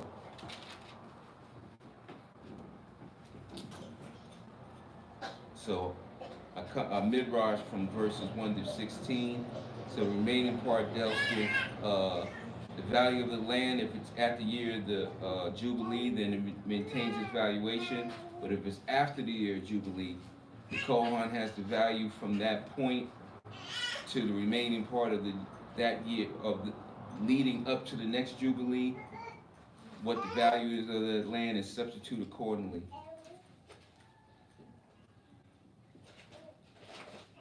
All right. So that was the Torah portion.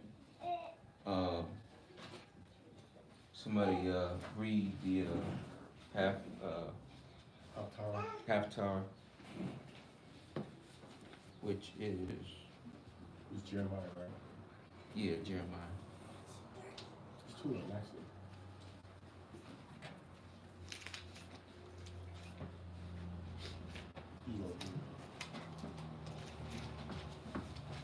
You know, with that talk, repent for the sins of your father and stuff. That was like two, just, what kind of just slightly below the surface. Yes, like below the surface. You can add it. That's probably something we need to do regularly when we pray. Just to make sure we're doing what that Leviticus 26 was like 44 through 44. yeah, doing what the Most High said we should do, which is repent for the sins of our fathers. And our sins, confess our sins and the sins of our fathers.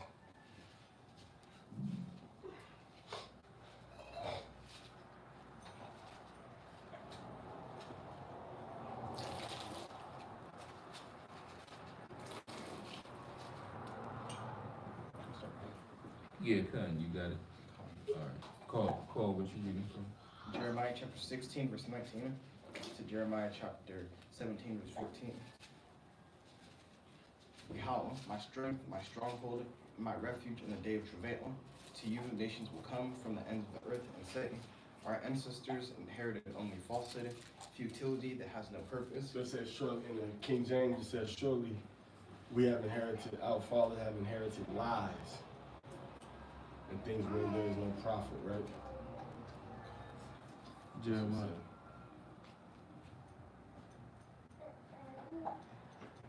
What verse is it? Jeremiah chapter 16, verse 19. Okay, I don't see that. Oh, all right. Gentiles shall come to you from the ends of the earth. O Yahweh, my strength and my fortress, my refuge in the day of affliction. The Gentiles shall come unto thee from the ends of the earth, and shall say, surely our fathers are inherited lies, vanity and things wherein there is no profit. Go ahead. And part of the lies they inherit is that, you know, that we were Hamites, that the Native Americans are Asians. These are the lies that they've inherited to hide the rising and the returning of the covenant children of Abraham, Isaac, and Jacob. You see, Ishmael and Isaac, Ishmael and Esau, those are children of the Most High. I mean, children of Abraham, but they're not the covenant children.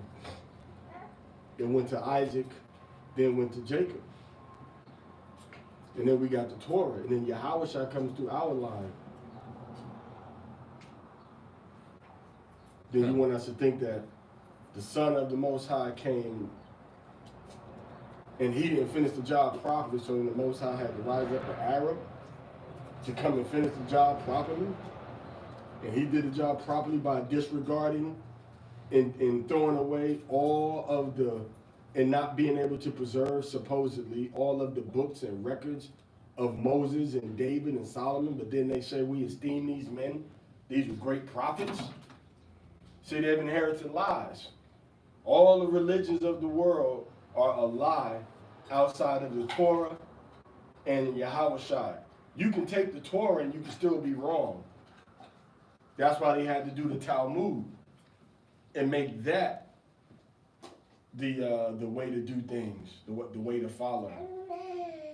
That's how they have the other books and the hadiths as Muslims, because nobody can deal with this Torah, this Torah. Nobody can deal with it.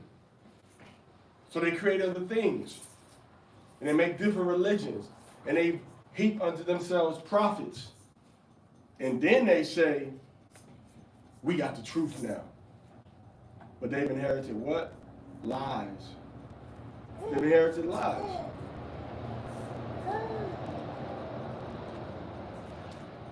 Go ahead. Who you at? Jeremiah chapter 16, verse 20. Can a man make a god for himself? They are not gods. Therefore, behold, I inform them upon this occasion. I shall let them know of my hand and my strength, and they shall know that my name is Yahweh.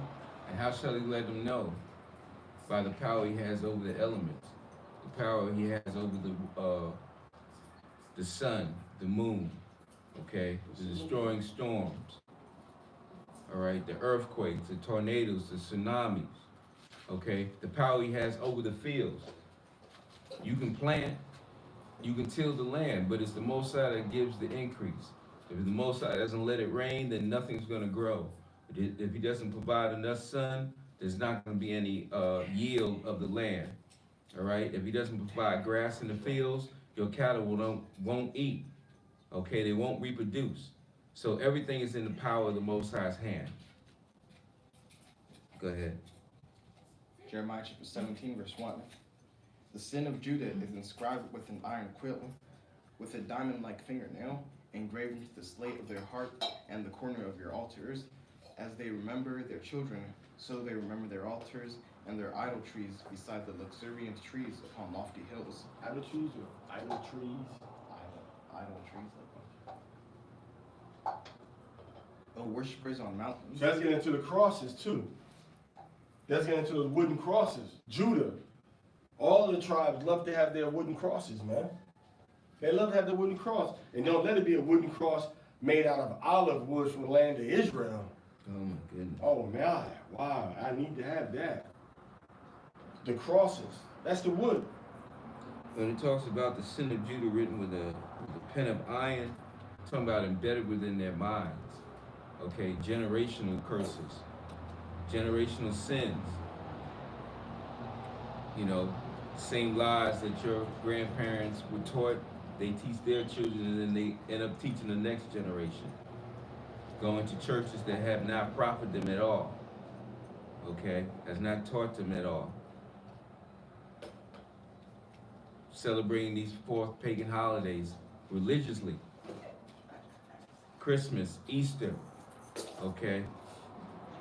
4th of July, Thanksgiving. None of these have profited us as a people, nor is it within the law or Torah to worship these pagan holidays. Valentine's Day, Mother's Day. All right, go ahead, where you at? Verse 3. O worshippers on mountains in the field, your wealth, all your treasures, shall I make into booty because of your high altars made in sin throughout your boundaries. You will be forced to withdraw from the heritage that I have given you, and I will put you to work for your enemies in the land that you know not. For you have ignited a fire in my nostrils, it will burn forever. So we have caused the indignation of the Most High to burn against us for idol worshiping, for following the pagan gods of other nations. Wood and stone. Wood representing Christianity, the wooden cross, and stone representing the cobblestone over in Mecca for Islam. The two main religions our people are caught up in. Verse 5. So says Yahweh, accursed is the man who trusts in people and makes mortals his strength, and turns his heart away from Yahweh. So cursed be the man that trusts in man and not in the Most High, whose heart departed from the Most High, and his mind departs from what? The Torah. What is right and what is wrong according to the Most High. Moral, civil, dietary, and ceremonial commandments found in the first 5 books of Mashah, right? The Torah. That's how you make. That's how you know your ways are right with the Most High, are pleasing with the Most High, because you're following Torah. Nothing more, nothing less. Don't add to the covenant, and don't take away from the covenant. Go ahead. He will be like a lone tree in the wilderness, and will not see when goodness comes. He will dwell in the arid desert, in a sulfurous, uninhabited land. Blessed is the man who trusts in Yahweh, then Yahweh will be his security. He will be like a tree that is planted near water, which will spread its roots alongside brooks, and will not see when heat comes. Whose foliage will be ever fresh, who will not worry in years of drought, and will never stop producing fruit. So, those that trust in the Most High, He will make the land bless them. Okay, He will make the land bless them. But those that don't trust in the Most High, He will curse the land where they dwell at. Okay, parched lands, no increase of the land. All right, that's what happens to those that don't trust in the Most High. Go ahead. The heart is most deceitful of all, and it is fragile. Who can know it? I Yahweh plumb the heart and test the mind, to give to man according to his ways, like the fruit of his deeds. So the heart, meaning the mind, is deceitful above all things and desperately wicked. But who knows it is the Most High, because He tries the hearts of men. He tries the minds of men to see whether or not they're going to follow Torah or they're going to follow the ways of Hashatan. Go ahead. Like a bird chirpingly attracting those it did not beget, is one who amasses wealth without justice, and half his days they will desert him, and at his end he will be a degenerate. So as a partridge sitting on eggs and hatches them not, so is he that getteth riches and not by right. So any riches gotten by evil means, evil deceit, rape, robbery, and murder, in the end he shall be as a fool, because the Most High will bring judgment upon him. Go ahead. Verse 12. Like the throne of glory, exalted from the beginning, is the place of our sanctuary. The hope of Yasha'al is Yahweh. All who forsake you will be shamed. Those who forsake me will be inscribed for earthly depths. For they have forsaken Yahweh, the source of living waters. Heal me, Yahweh, and I will be healed. Save me, and I will be saved, for you are my praise. That was it. What verse did you stop at? Verse 14. 14. So we ask the Most High to heal us and return unto us.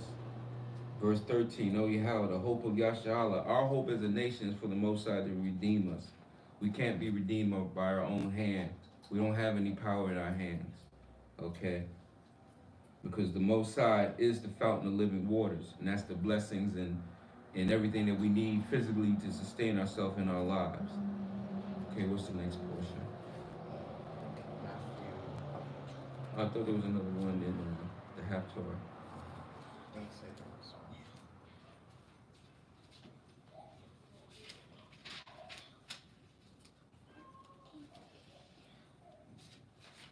Let's see. Let me see. This book doesn't have anything. What? Luke 4:15 to 22. It's for the Yeah, that's Bashor. I thought there was another one. next one is about Midbar, which is numbers. Okay, but no, the Bashor.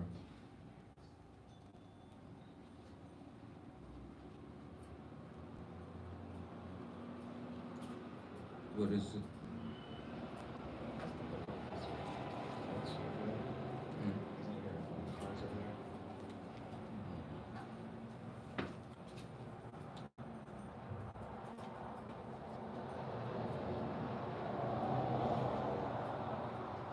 We got Luke, let's see.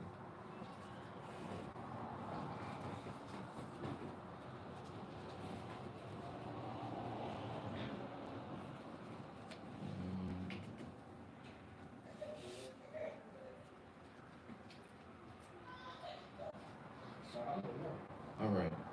So we did Jeremiah 16:19 and Jeremiah 17:14. Okay. So we got Matthew 16, 20 to 28, and then Luke 4, 14 to 22.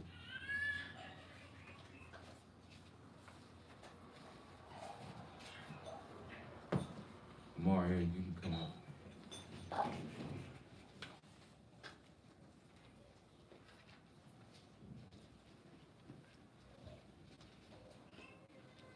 Matthew 16.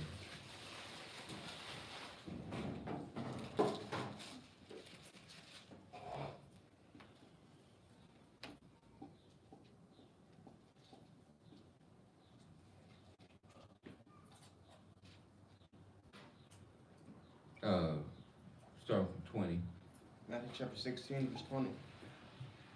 Then charged he his disciples that they should tell no man that he was Yahushua HaMashiach. From that time forth began Yahushua to show unto his disciples how that he must go into Jerusalem and suffer many things of the elders and chief priests and scribes, and be killed, and be raised again the third day. Then Peter took him and began to rebuke him, saying, Be it far from thee, Lord, this shall not be unto thee. But he turned and said unto Peter, Get behind me, Satan, thou art an offense unto me. Thou savorest not the things that be of on high, things that be of those that be of men. Then said he harsh unto his disciples, If any man will come after me, let him deny himself, and take up his cross, and follow me. For whosoever will save his life shall lose it, and whosoever shall lose his life for my sake shall find it. What is a man profited if he gain the whole world and lose his own soul? Or what shall a man give in exchange for his soul? For the Son of Man shall come in the glory of his Father with his angels, and then he shall reward every man according to his works. Verily I say unto you, there will be some standing here which shall not taste of death until they see the Son of Man coming in his kingdom. So, what profits a man to gain the whole world and lose his soul? And if you're going to follow Yahushua HaMashiach, you have to take up the cross and go through this trial and tribulation like he went through the trial and tribulation.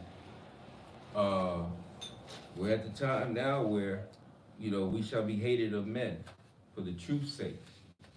Okay? For the truth's sake. For us being the true Hebrew Israelites that the Bible speaks of. All right? Fitting that we read this scripture now because this week a lot of you have seen on YouTube and on Facebook being posted that, it's been this way, but I guess they officially have announced that they're now investigating Hebrew Israelites. Okay, we've been under investigation. They just never wanted to give the public the awareness of us. It was always obscurity. Keep us in a hidden corner, okay? We're those other guys, okay? But we've been out in the highways and byways for almost over 100 years, okay? In the highways and byways. But now it's only fitting because we're near the end times that now they want to recognize us for who we are, okay? And the FBI has made it known that we will be investigating the Hebrew Israelites. But it doesn't matter. The scripture says what? Take up the cross. If any man will come after me, They want to investigate Hebrew Israelites, but they welcome all types of Christians and Muslims into their military and into their police force and into their work system. They welcome you open arms. Okay. You're a Muslim and you a Christian. Yeah, America's government, so-called Christian, they welcome you. The military is full of Muslims. Okay. So that tells you the level of threat spiritually. And there's way more Muslims and way more Baptists and Pentecostal and Catholic. Who's been more deadly throughout history? Black people that call themselves Hebrew Israelites, or religious people that call themselves Muslims and Protestants and Catholics? Hebrew Israelites, they never rose up against nobody. See, Muslims, and that's the politics and the deception of the so-called white man. Propaganda. Everything he's done under God and country. And everything the Muslims do, they do under God and Islam and Quran. And then what we do under Yahweh and Yahushua and being Yasha'al, the Israelites. The difference is that We don't have no armies, and we're not fighting against nobody or trying to invade nobody. They are. Okay. So how in the world do we become a threat to anybody? We don't have no weapons. We don't have no organized structure to come against you physically. This is all spiritual, man. Yahweh is going to decide what happens and when, not strategists. He's going to take down the global structure like he did with Egypt. So they forget about Egypt. They forget what he did in Egypt when he made death visit everybody's household. Okay. They forget about Egypt. And the plague. You see, they forget the judgment, the divine holy judgment that comes from the Most High. And this is in this last battle, this is the last one. Now the Most High said, I'm gonna raise up my sons, and they're gonna tread down their enemies in the street, and I'm gonna be with them. The Mala'akim of the Most High is gonna be before us in what's coming up. You ain't got to worry about the Hebrew Israelites, whatever name you want to call us. You got to worry about us. You better worry about Yahweh, because he's the author and the finisher of life and death. So they want to play a political game. You can smear and hate and do whatever you want. But I see they ain't coming against no, we ain't never blowing up nobody. No, we ain't blow. We ain't never. We're not Timothy McVeigh. We didn't blow up a federal building. Okay. And we not we not one of your, and that's the problem. We not one of your puppets like Osama bin Laden. We not the puppet, and that's the problem. They can't puppetize us. They get a guy that's a Muslim that got some Hebrew. You got a guy that bought a weapon from a Muslim from the Middle East. They got his address written in his pocket. Somehow. All right, with Muslim, paraphernalia, whatever, or Muslim association, and he went to a Hebrew Israelite classes, a few Hebrew Israelite classes. Now he's associated with Hebrew Israelites. Well, then every Christian should be associated with Timothy McVeigh. Yeah, and every Muslim that went to McDonald's or went to Burger King before they committed an act. How about this? How about Osama bin Laden was trained by America? Right. So how about that? How about Al Qaeda was trained by y'all? How about that? Right. How about the war against Russia? How about Manuel Noriega was trained by you? How about you have trained these people? Don't worry about the Hebrew people who you call Hebrew Israelites, because we not Hebrew Israelites. We Yashar Allah. We Banya Yashar Allah. We Banya Abaraham Yatzachakwa Ya'ikwa Yashar Allah. And you know that. They know this. They just trying to, when they talking about what they're going to do, they talking to other people. They trying to put mind control psychology over people to make them feel a certain kind of way about people that call themselves Hebrew Israelites. But it's America. Remember, all these speeches that they given is on land that was stolen and holds the blood of the tribe of Gad. So then that's why they're afraid. The very same people that you brought over there on slave ships, raped their mothers, raped their fathers, raped their children, put them in slavery, cut their parents' stomachs from their throat down to their private areas and open them up and fed them to your dogs. Bartholomew de las Casas, he wrote the history. He saw everything firsthand. He wrote how evil y'all were when y'all was trying to conquer America. So I come talk about no Hebrew Israelites. Nah, what it is, you don't want to reap what you sowed. You've been raping, robbing, murdering, killing across the whole planet Earth without nobody checking you. All right, because guess what? You was a terrorist organization when you rose up against Britain. You was a terrorist organization when you invaded Mexican territory. You were a terrorist organization when you went down to Panama, into Grenada. You were a terrorist organization when you took over Haiti, when you took over Hawaii, when you took over Guam. You were a terrorist organization when you took over Florida. When you took over Ohio, Maryland, Virginia, when you took over California, you were the terrorist organization. Now the same people that you've been murdering and oppressing all these years, they have an inkling of who they are and of who their God is. And they're returning to Torah. And they're telling their people to return to Christ, return to Torah. They're telling their people, don't pick up weapons. Don't try to fight against this man. Just protect yourself, your family, and your home. There is no major uprising organized of Israelites going to go out and try to take nothing over. Because we don't want nothing. We don't want no part of America. We don't want. You can keep America. You give every Israelite family $100,000 and tell them to pick any country on the map and give them $100,000 and they can go to that country. You see how quick they move before you finish your sentence. Man. And you think we want to stay up under you in America. Even as mean as you are, even right now what was going on with coronavirus, your people are still murdering Israelites in the streets of America. Cold-blooded. Still murdering and still getting away with it. So the Most High, you know what he's going to have to do? The Most High got to send a second plague on y'all behind. Because the first plague ain't get your attention. You see, the first plague ain't get their attention, Ashara. So the Most High can say, okay, I got a second. So that second wave, now the first wave, you see who dying. They're going to the projects. Right, with the coronavirus. But don't worry, because you know what? That second wave is going to get your behind. That second wave is going to attack suburbia. Mark my words. Because you have not changed. This was the time, like, you know what? We've been mean to these black people, these Hispanics and Latinos. Let's be nice to them now, but no, what do? You still murdering them in the streets. And you still saying, even the gangbanging done chilled out. Right. How you gonna murder Israelites when all the streets in America is empty?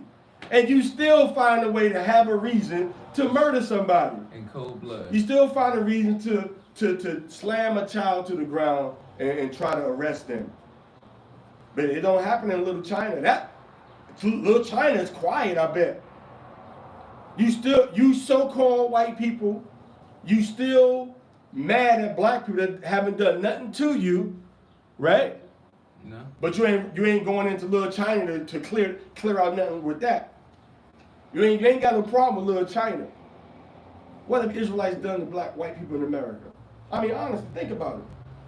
What have we ever historically done to them? We in our own communities. We got our own problems, our own beefs, you know. We love each other, we hate each other, we kill each other, we make life with each other, make love with each other. What are we doing to white people? Nothing. We're not even doing nothing to y'all people. So why y'all got to try to shoot and harass and murder us? And then cover it up. So the Most High said, you know what? The angels is waiting. Angels are sitting back in the heavens waiting. They want the green light. light. They want to release another plague on y'all behind. And it's only when our people get out the way. Watch that second wave, man. Watch that second wave. Get out the way. Let me go to the news correspondent and I'm gonna give some updates on that second wave. Send me the link. No, I'm not sending you no links. You got enough links. So you got links. You got links for years. But the whole point is, this lets us know we're near the end times because we are being targeted, specifically Hebrew Israelites. And what have we done? All we do is go out in the highways and byways and quote the scriptures. What you don't realize is what we quote is what the angels and the Most High takes upon in bringing his judgment. It's the word of the Most High. What else has to happen? Go to 2nd Ezra, chapter 15, verse 10.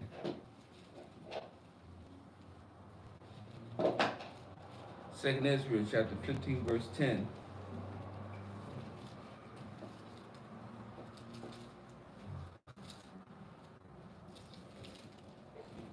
Second Ezra 15, verse 10. Behold, my people is led as a flock to the slaughter. And we are being led as a flock to the slaughter. Okay? Go ahead. I will not suffer them now to dwell in the land of Egypt. But I will bring them with a mighty hand and a stretched out arm, and smite Egypt with plagues as before. So what are the plagues that happened in Egypt as before? The water turning into blood, the frogs, okay? The lice on the people's body, okay? The flies, okay? We had 3 days of complete darkness. This is no specific order. We also had fire and hail coming from heaven, okay? We had the killing of the firstborn, right? These same plagues that happened in Egypt is going to come to America. Porque es el Altísimo que está diciendo que todo está bien para mandar las enfermedades sobre el mundo. Y aún está mandando enfermedades que están infectando todo el mundo.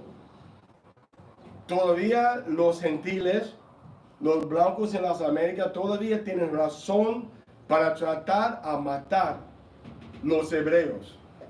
Todavía en Brasil, todavía en Europa, en los Estados Unidos, el gobierno, los blancos, todavía están oprimiendo, están dando opresión a los hijos de Israel.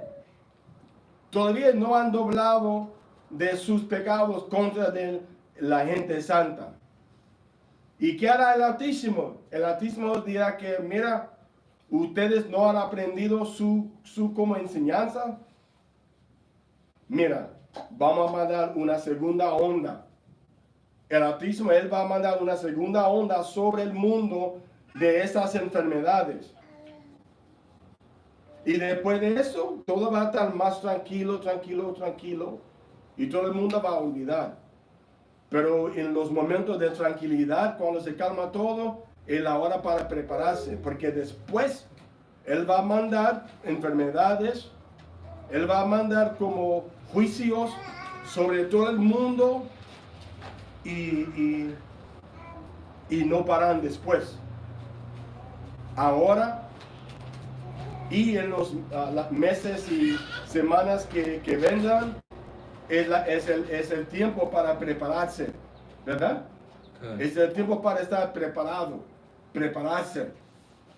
Ahora, fuera de las ciudades, fuera de la área de donde hay mucha gente, porque estará mucha confusión. Estará mucha como, ¿cómo dice? Hambreza. Muchos van a tener hambre. En mitad de la ciudad vamos a tener problemas si nos quedamos allá. ¿Por qué? Porque todo el mundo va a tener falta de comida. Van a querer comida, van a querer agua. Y se va a caer todos los servicios públicos en todos los países por todo el mundo. Y si tú no tienes tu propia agua, si no tienes tu propia comida, tendrá problemas. Tendrá muchos problemas. Si no tiene comida, si no tiene agua. Aunque creemos, tenemos confianza en Yahweh, todavía estamos aprendiendo hoy como nosotros tuvimos que obedecer a sus mandamientos para recibir comida. ¿De dónde? ¿De los cielos o de la tierra? ¿De dónde viene la comida? De la tierra. Y si no tiene bastante fe ahora para recibir comida de los cielos, ¿por qué piensa que va a tener bastante fe para recibir comida de los cielos cuando se cae todo el sistema? ¿Me entiende? Cuando se cae todo el sistema, ya tengo fe ahora. Pues usa tu fe ahora si tienes fe.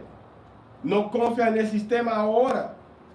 No confía en el mercado, el supermercado ahora. No confía en el sistema que te provee con las necesidades como básicos, bien básicos ahora. Pon confianza en tu propia mano como recibe el poder del Altísimo Yahweh para estar preparado cuando vendrán los días de juicios sobre todo el mundo, no solamente en América, no solamente en Brasil o México, pero por Turquía, por Israel, por Jordán, por Irak, por Puerto Rico, por Rusia, por Polandia, por la India, por todo el mundo vamos a tener juicio por todas partes. Y si no estamos preparados espiritualmente y físicamente, vamos a sufrir.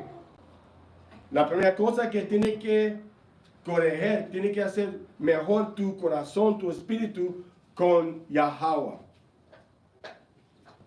Por obedecer y hacer cumplir su palabra, sus mandamientos. ¿Ok? Done.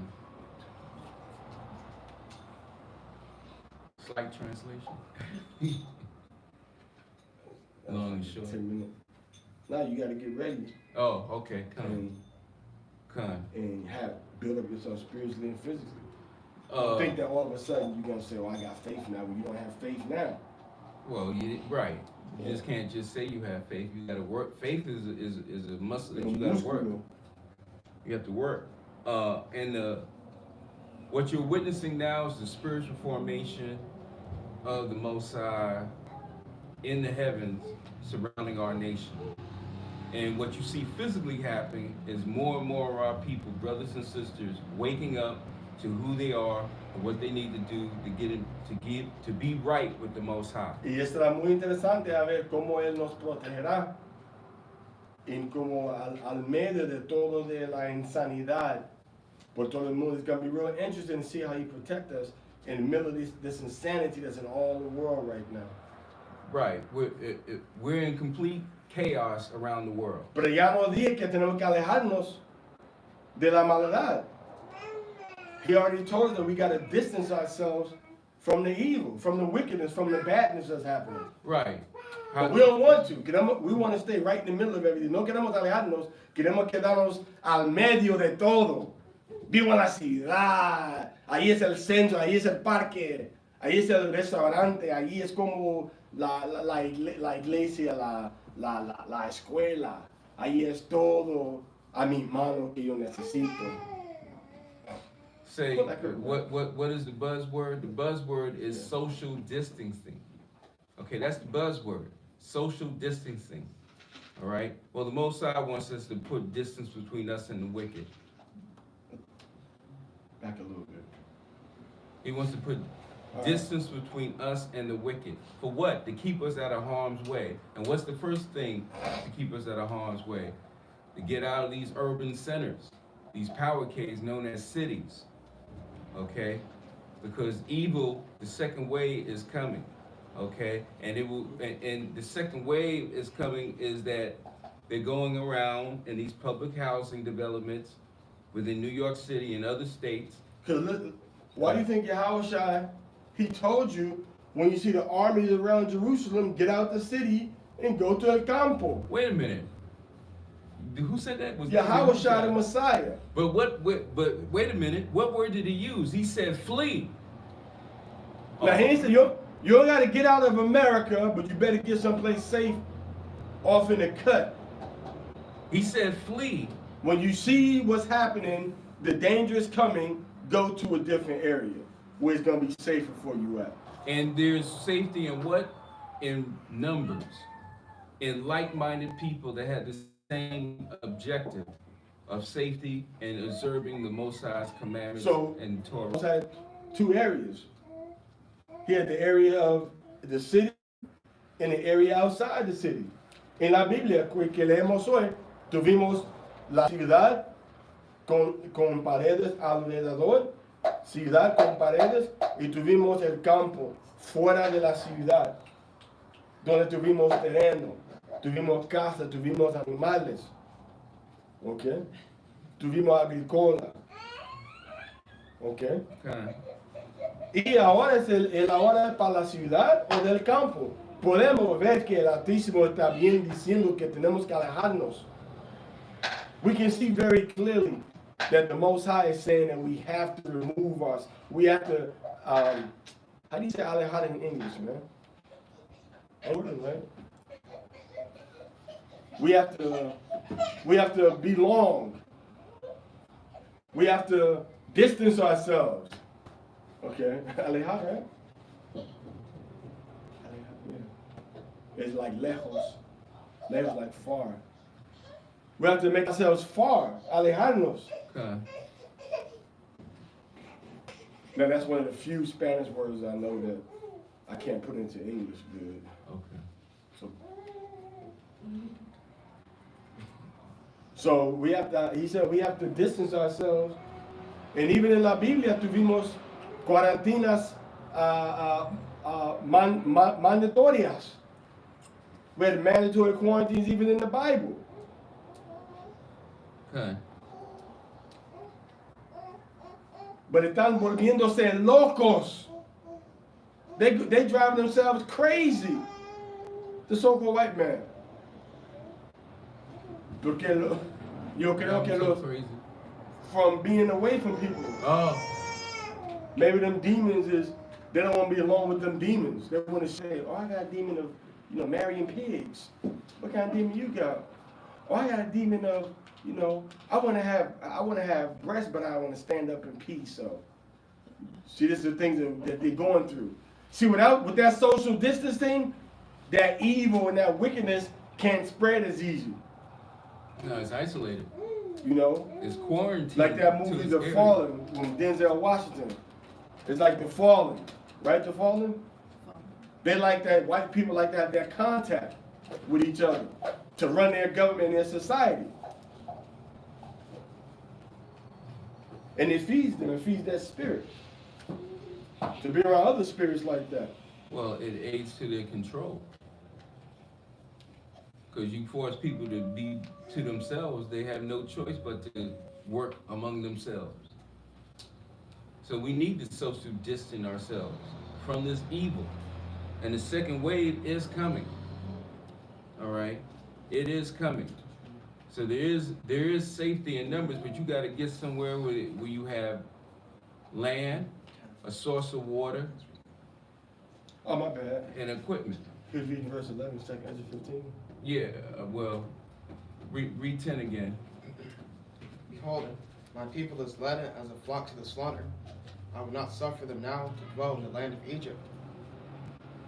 But I will bring them with a mighty hand and a stretched out arm, and smite Egypt with plagues as before. So we're in a plague now. Coronavirus is a plague. And that's a plural word right there. Plagues with an S. Multiple plagues. All right? So we're in a plague right now. But the plagues that this scripture is referring to is the biblical plagues that the Most High talked about. As far as the water turning into blood, as far as the frogs, as far as the flies, as far as the lice, as far as the boils in the people's bodies, okay? As far as the 3 days of complete utter darkness, okay? As far as the fire and hail raining from heaven, all right? As far as the killing of the firstborn, all right? These plagues are coming. So it'll be in your best, those seeking Yahweh while Yahweh Shai Mashiach, to congregate in an area where there is safety, okay? Where you have land, where you have a water source, where you have the ability to gather seeds and grow your own, okay? Have your own housing and protect your own. Because everything in these cities, man, is gonna go upside down. Swim across the Hudson? I don't think so.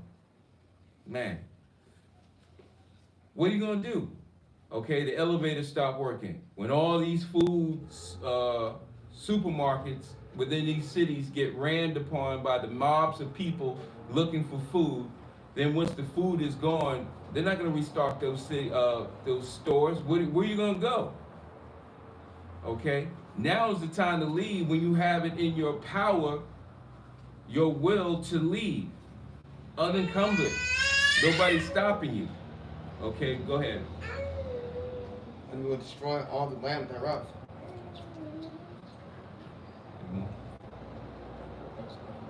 Okay. So you need to get out of these urban cities. Okay. They are going around. This isn't conspiracy anymore. It's been verified that they're going around to these housing developments where our people reside at and try to do coronavirus testing. Now, in case you don't understand what they've been compromised by vaccines that people have taken in the past that might give a false positive result, and it's been compromised by some of these tests have been faulty to begin with. Their manufacturing process had made them faulty. So you're gonna have a lot of false positives going around with these coronavirus testing packages. So what is that going to do? It's going to allow them to now quarantine people who don't have the virus, but they're going to tell these people they have the virus. Okay? With the second wave of the virus coming about, what is that going to do? It's going to bring in supposedly a mandatory vaccine. And then they want to supposedly make it mandated that you're going to have a digital implant to show that you had the vaccine. Then that's going to be the implant to decide whether you can travel, whether you can get a job, whether you can buy food and the like. Sounds like the mark to me, but I'm not one to jump on the bandwagon, but this is the information that's been verified. Okay, this isn't conspiracy anymore. These are the facts. Contact tracing. Okay, that is the law that's been put in the bill, HR 6666. Okay, basically they want to find out when a person that's been contacted with the coronavirus, they want to go by his phone records, he or she's phone records, and see all the phones that was near that person that has the coronavirus. Then go to those people and test them. So basically, it's basically a license to quarantine people against their will. All right, sees danger, and then flees from it. Okay, leaves. We're not saying leave America, but though that is an option also if you want it. But you need to leave these urban cities. Okay. Now, let's go to Luke, the 4th chapter, verses 14 to verse 22.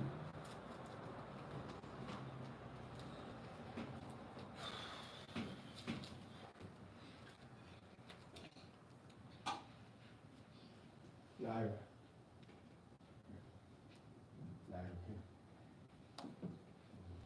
You got it? Okay, Luke 4:14 to verse 22. Luke chapter 4, verse 14. And the house shall return in the power of the Spirit into Galilee, and there went out a fame of him throughout all the region round about. And he taught in the synagogues, being glorified of all. And he came to Nazareth, where he had been brought up. And as his customs was, he went to the synagogue on the Shabbat day, and stood up for to read it. And there was delivered unto him the book of the prophet Isaiah. And when he had placed opened the book, he found the place where it was written, The Spirit of Yahweh is upon me, because he hath anointed me to preach the gospel to the poor. He hath sent me to heal the brokenhearted, to preach deliverance to the captives, and recovering of sight to the blind, to set at liberty them that are bruised, to preach the acceptable year of Yahweh.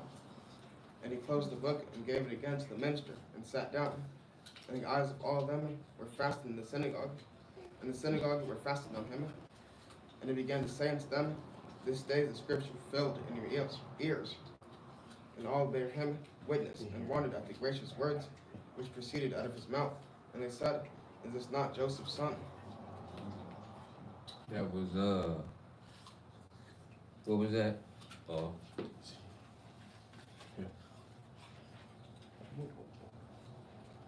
So if he went into the synagogue, and then at the same time he was going into the synagogue, he's fulfilling the prophecies written about him. Well, imagine that. Con.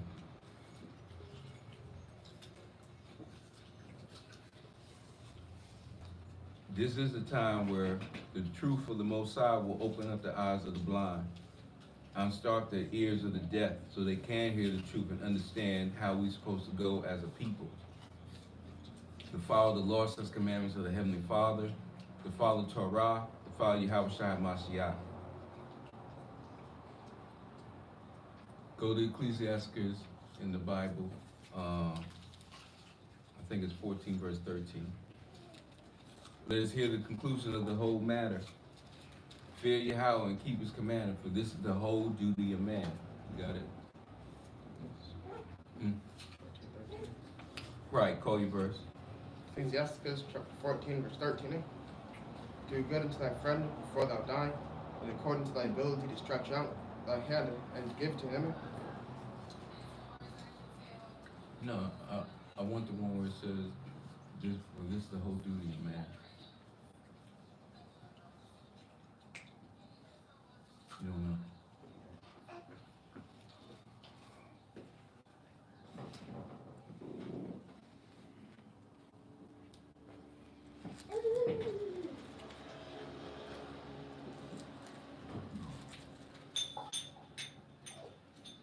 No, in the Bible. Not in the Bible. In the Bible. Ecclesiastes.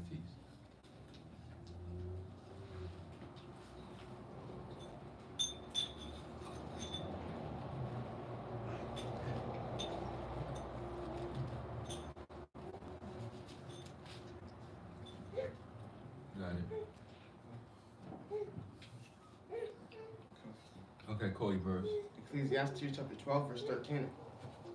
Let us hear the conclusion of the whole matter. Fear Allah and keep his commandments, for this is the whole duty of man. So this is our whole duty and commandment as men. Fear Yahweh and keep his commandment, and instruct our women and our children to do so also. This is how we will receive our redemption and salvation through Yahweh Shai Mashiach. So everything that's happening around us is to galvanize us as the nation of Israel according to the Bible. All right? So anybody else have anything they want to comment on? Okay, let's close out and finish up the prayers.